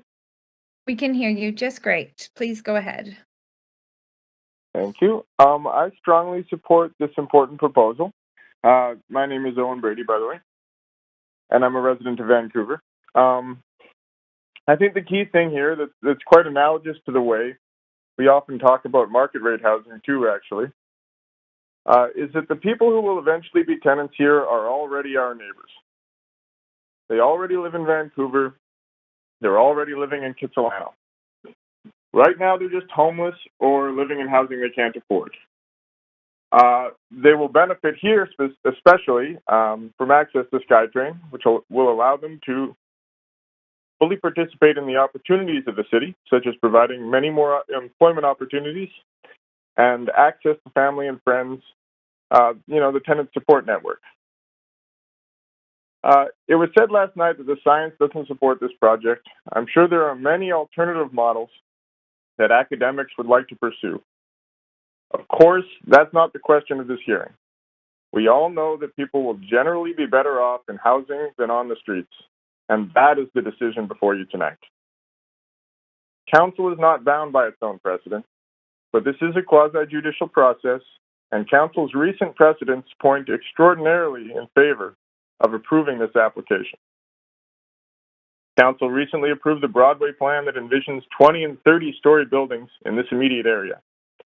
Council also approved a 6-story moderate-income rental building in Kitsilano just last year, despite receiving over 500 letters of opposition. Thank you for that. Quite frankly, it would be hugely inappropriate and inequitable if Vancouver's whitest neighborhood could opt out of non-market housing by generally opposing things much more avidly than people in other neighborhoods do. Council unanimously supported an extremely similar application just 2 weeks ago, which was also next to a park and playground and very close to schools and daycares.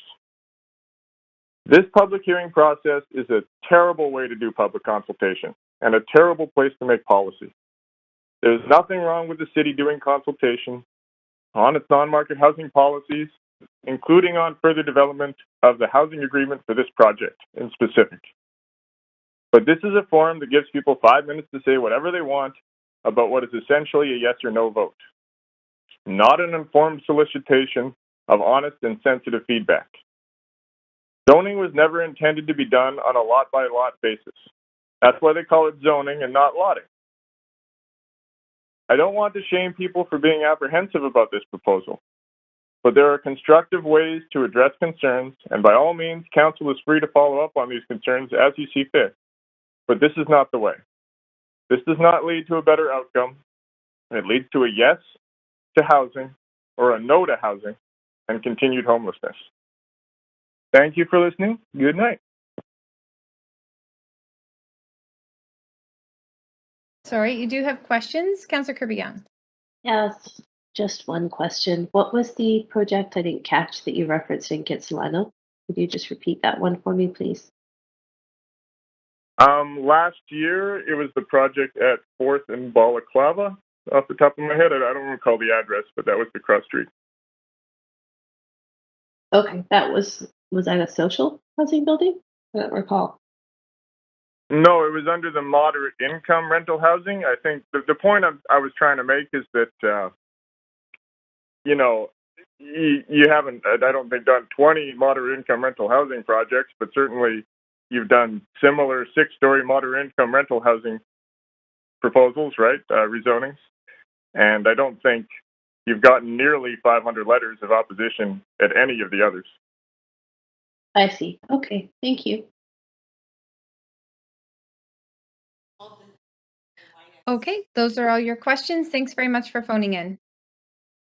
Thank you. Good night. Good night. Next, we have speaker number 38, Sam Roberts.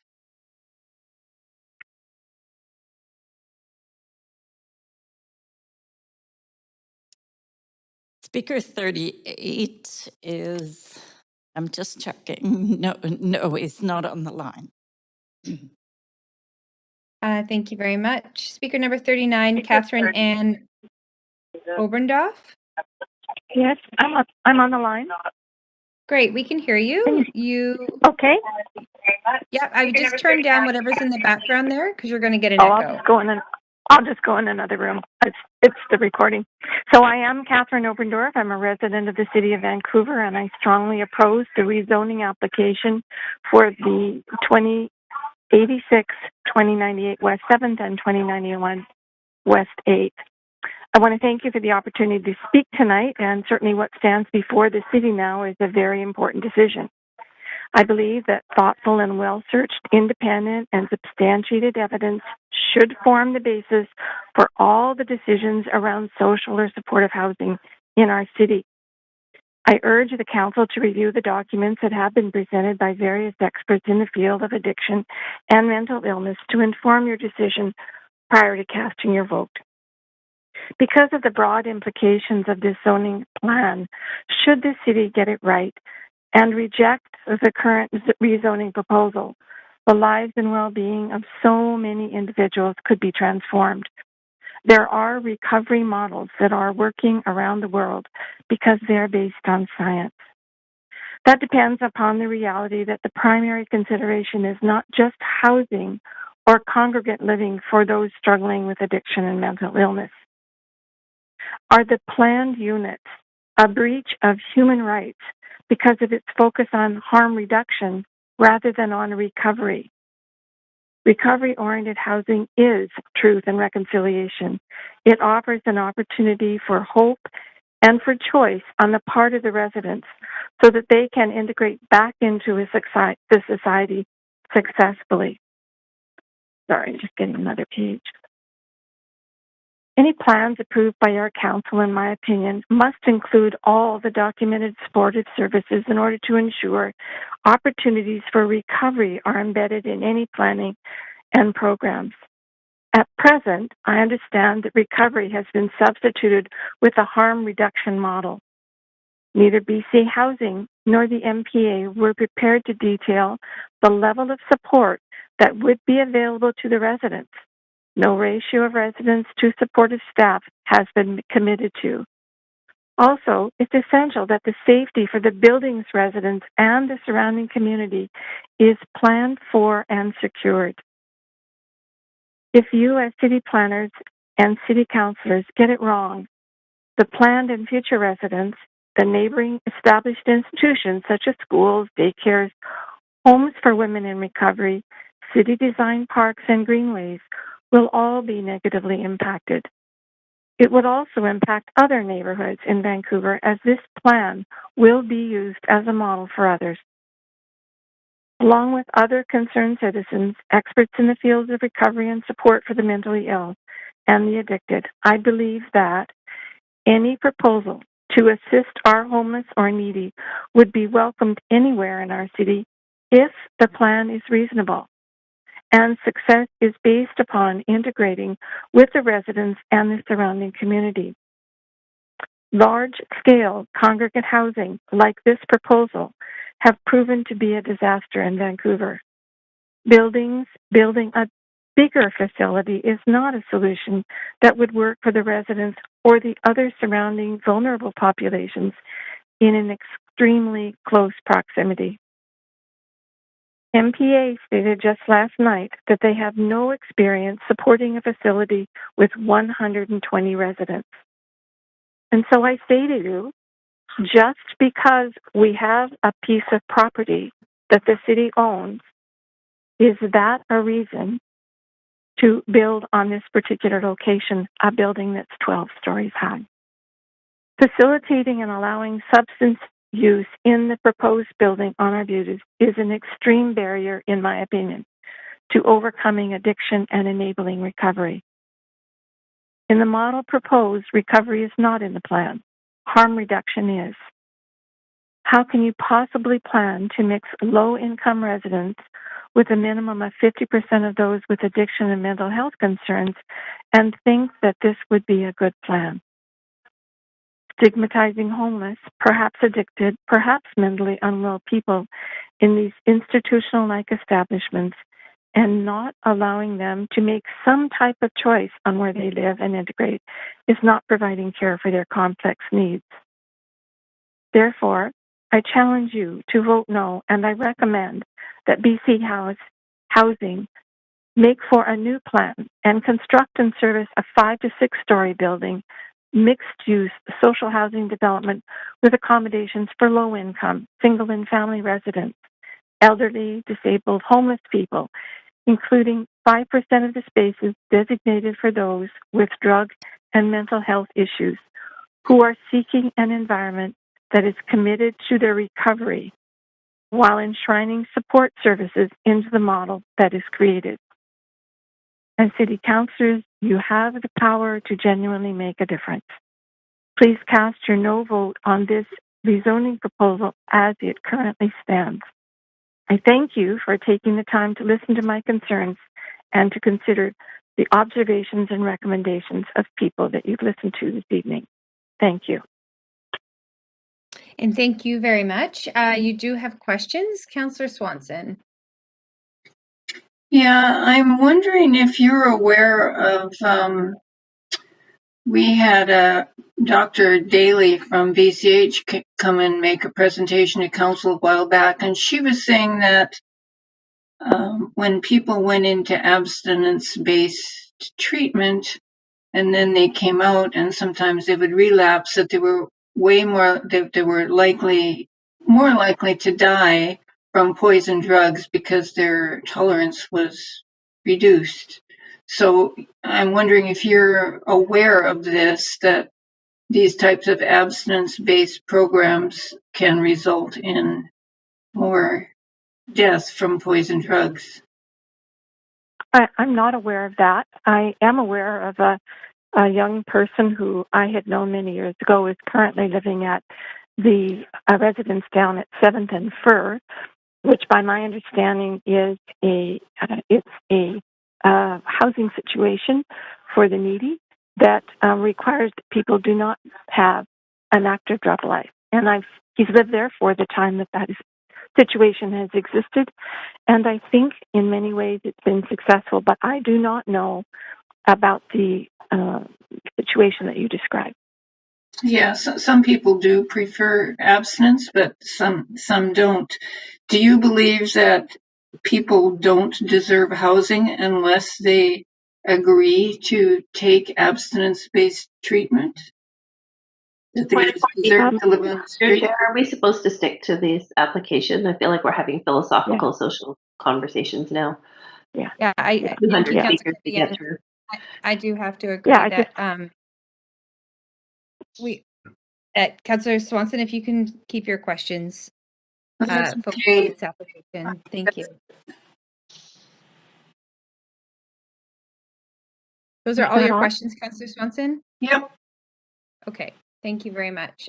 So those are all your questions, caller. Thank you for calling in. Thank you. So we are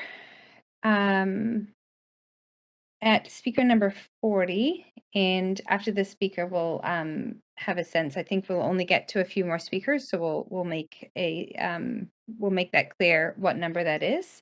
Right now I think we have time for about 4 more speakers. Right now we're at caller 40. So 40, Shannon DeVries? Yes, Shannon DeVries. Can you hear me? Yes, we can. Thank you very much. You're welcome to start when you're ready. Okay, thank you. Good evening, Council, and thank you for taking the time to listen to me and to the many other callers over a series of days regarding this topic. My name, again, is Shannon DeVries, and I'm a 20-year resident of Kitsilano, and I live within just a few short blocks of this site at 7th and Arbutus. And I want it to be added to the record that I am strongly opposed to this development proposal and the project being presented for this site. I consider myself very involved in my surrounding community, and I know this area very well. Me and my family frequent the parks, the greenway, the cafes, the community centers, the schools, the gardens, the bus loops, and the businesses that are within close proximity to where this building is being proposed. We know our neighbors and our neighborhood very well.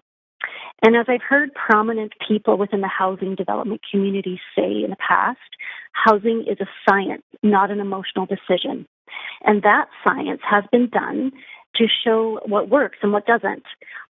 In the early days of finding solutions for homelessness, folks were moved from encampments into a building, also previously known as SROs, and we all know what resulted. We don't need to look too far into the past to see how bad these kinds of congregate living situations can be. And we've all seen the many tragic news stories in recent years of what's taken place in these SROs. For example, the fire at the Winters Hotel is only one very recent tragic story. And though I have heard this proposed project said that it's not technically an SRO, it is still a congregate housing model, warehousing individuals within a box where they can live solely as an individual. No couples, no families, no children. And in light of this information, now what's being proposed for this site? A low barrier congregate housing building model for 129 of the hardest to house.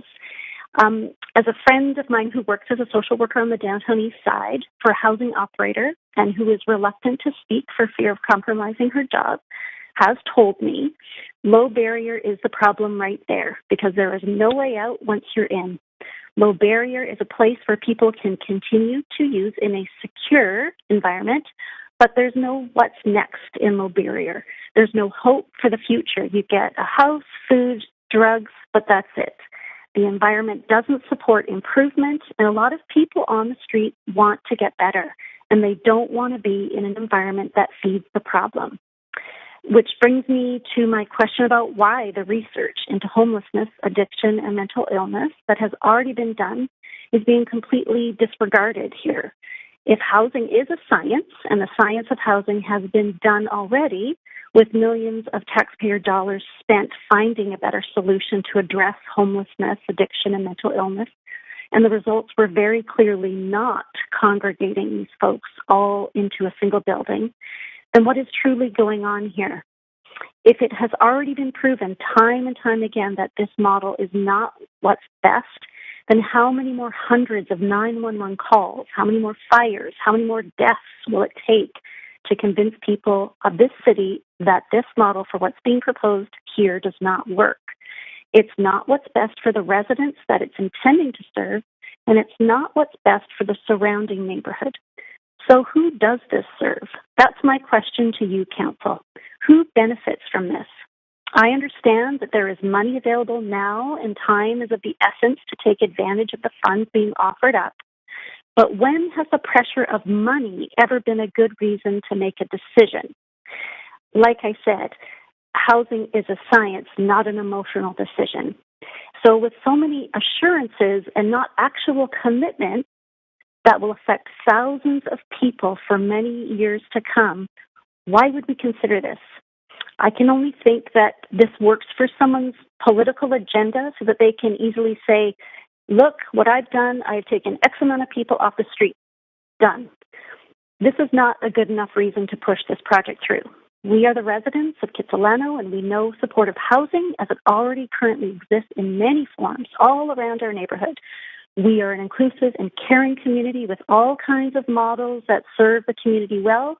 Ask us, and we will come alongside you to find what will work best for this site. Thank you for your time. And thank you very much. There are no questions, but thank you for coming to speak to Council. Next, we have speaker number 41, Richard Campbell.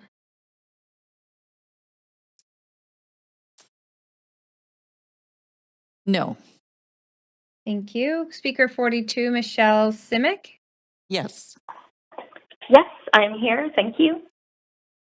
Thank you. We can hear you. Please go ahead. Good evening, Mayor and Councillors. My name is Michelle Simic, and I have a child who attends one of the 7 schools in proximity to this proposal. And tonight I am speaking in strong opposition. There was some discussion last evening on the appropriate parameters for the success of supportive housing sites. I think it's important to note that in 2017, BC Housing itself outlined these parameters when it established and published framework guidelines for successful supportive housing design. Those guidelines clearly stated it should be between 40 to 50 units each in size. Interestingly, this has been removed from the internet in the past 3 weeks, although I am happy to provide a screenshot of this to Council if they'd so like. And speaking of successful supportive housing developments, I'd like to talk about a few. In 2017, Victoria City Council approved 78 supportive housing and 15 affordable rental housing units for adults 55 and older with low to moderate support needs. And this was across the street from an elementary school. There was a guarantee of at least 3 staff on site 24/7, and the building would have a controlled entry. Potential tenants would be screened using the Vulnerability Assessment Tool, or the VAT, and only those with no known history of violence and no current substance abuse issues would be housed at that location. It was with consultation with the school and community that BC Housing arrived at this solution. This concept was then tabled to Council for their approval in that order. 4 years later, news articles only touted its success. Let's go now to Penticton. Council there prepared guidelines for identifying best locations for shelters and supportive housing across the city, including that buildings must be a minimum of 150 meters away from K-12 private and public schools. In 2020, the City of Nanaimo entered into a memorandum of understanding with BC Housing to provide 190 units of supportive housing spread out over 6 sites with a target of 40 to 50 units per site. Shortly after, Council there voted that the next round of social housing projects would include smaller supportive complexes with a maximum of 25 rooms and possibly dry or transitional housing. That vote was 8-1 in favor. With these new parameters, Council felt it would be an easier path of negotiating with staff, BC Housing, and even neighborhoods. They felt if they could promise sites that were proven to work, then they could also ask neighborhoods to share a responsibility in supporting social housing, which really is not only a fair ask, but one that doesn't put the burden on any one party. Tenants, operators, providers, and neighborhoods would all succeed. As we've heard from several speakers, the west side of Vancouver is actually home to over 2,000 buildings of social and supportive housing that operate cohesively with neighborhoods. And as the CEO of Coast Mental Health would agree, the reason for their success is their manageable size and their fit into the neighborhood. An earlier speaker tonight brought up Dunbar as a successful site. Again, no comparison here. That's 51 units. This is 129. Most alarmingly, we heard from BC Housing yesterday that there are little to no parameters for success that they can share with us for this site at this particular time. To say that leaves many people with little reassurance for the site's success is a massive understatement. And before I go, there is one more thing I would like to mention. As city councilors, the moment you vote yes on this rezoning application is the moment you relinquish your power to influence the size and the composition of this proposed project.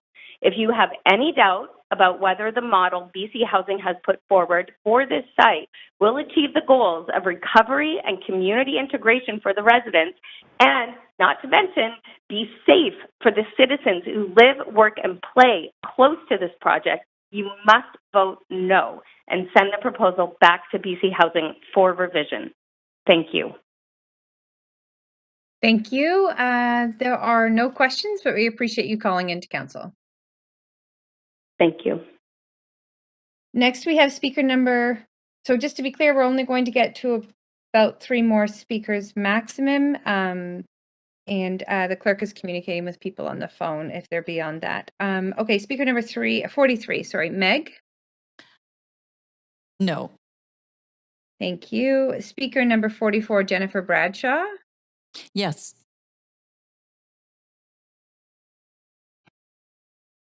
Hello? Hi there, we can hear you. You have 5 minutes to speak to council and you're welcome to start. Great, thank you. Hi, Mayor and Council. I'm Jen Bradshaw, Director of Abundant Housing Vancouver, here to speak in strong support of this project. Recently, I helped to write an op-ed in favor of this project with Tamara Lawyer. She's a trans woman with lived experience with homelessness and supportive housing. I was debating whether or not to invite her to speak today, and ultimately I decided not to, as much as I strongly believe that people like Tamara are exactly the voices that should be centered in these discussions. The language used in regards to homeless people in these chambers are often brutal and, quite frankly, vile. I really did not want to cause further harm to Tamara by asking her to be a part of this. Instead, I'd like to read some of her powerful writing.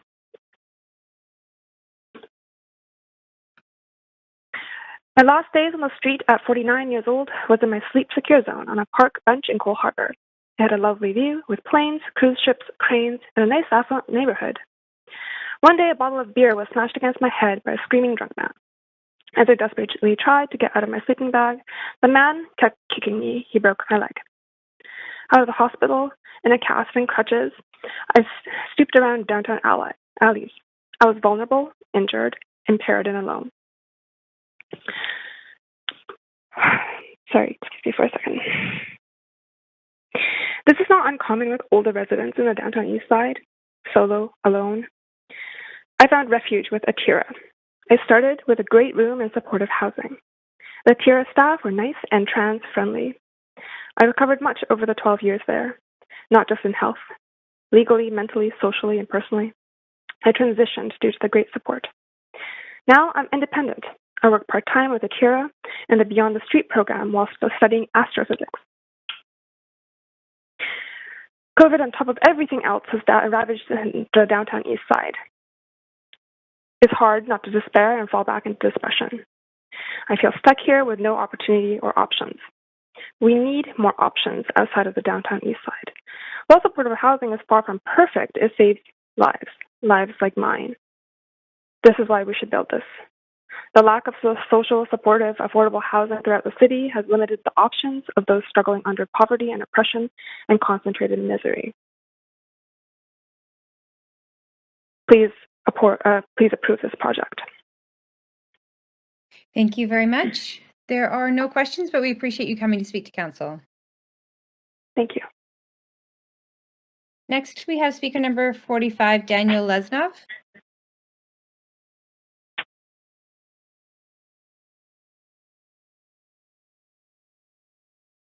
Speaker 45. Yes, speaker 45 should be on the line. Hello? Can you hear me? Okay. Yes, Daniel Lesnov. Yes. Okay, you can go ahead. You have 5 minutes to speak to council. Thank you very much. Thank you for giving me the opportunity to speak. My name is Daniel Lesnov, and I've been a Kitsilano resident for over 30 years of my adult life, and I'm very strongly opposed to this proposal. I have 2 school-aged daughters who attend public school at Kits, and in Kitsilano, and we live near this proposed tower. I've never addressed City Council in all my years of living here, but this proposal represents such a fundamental threat to the safety of my daughters that I have felt compelled to do so. I've always voted center-left, and indeed I've voted for many of the council members that I'm addressing today. I am astounded that any level of government could consider this proposed site to be an appropriate location for the hardest-to-house, mostly male individuals. As you are well aware, the site is adjacent to St. Augustine Elementary, which I have no connection to, by the way, and a popular children's park. Less well-publicized, the site is also several hundred meters from several other elementary schools, including Lord Tennyson and St. John's, totaling nearly 1,500 school children in close proximity. This is one of the highest concentrations of elementary schools in the city. How does this proposal conform with the fact that the city bans marijuana dispensaries from being less than 300 meters from an elementary school, while surely this project represents a far greater danger to the children in the immediate area? Chair, I'm just going to ask you, excuse me, councillors, thanks. I'm about to jump on. I'm going to ask you, Speaker Daniel Lesnoff, could you please focus your comments on the application and not speculation, assumptions, or stigmatization about what would happen based on who would live at this application. It's a fine line, but I need you to caution or to be mindful of your own language when speaking to this application. Of course, thank you. Although I will say that although the community happily includes and wants to include many different supportive housing structures, this proposal clearly does not have the support of the community, as can be seen from the controversy around this public hearing.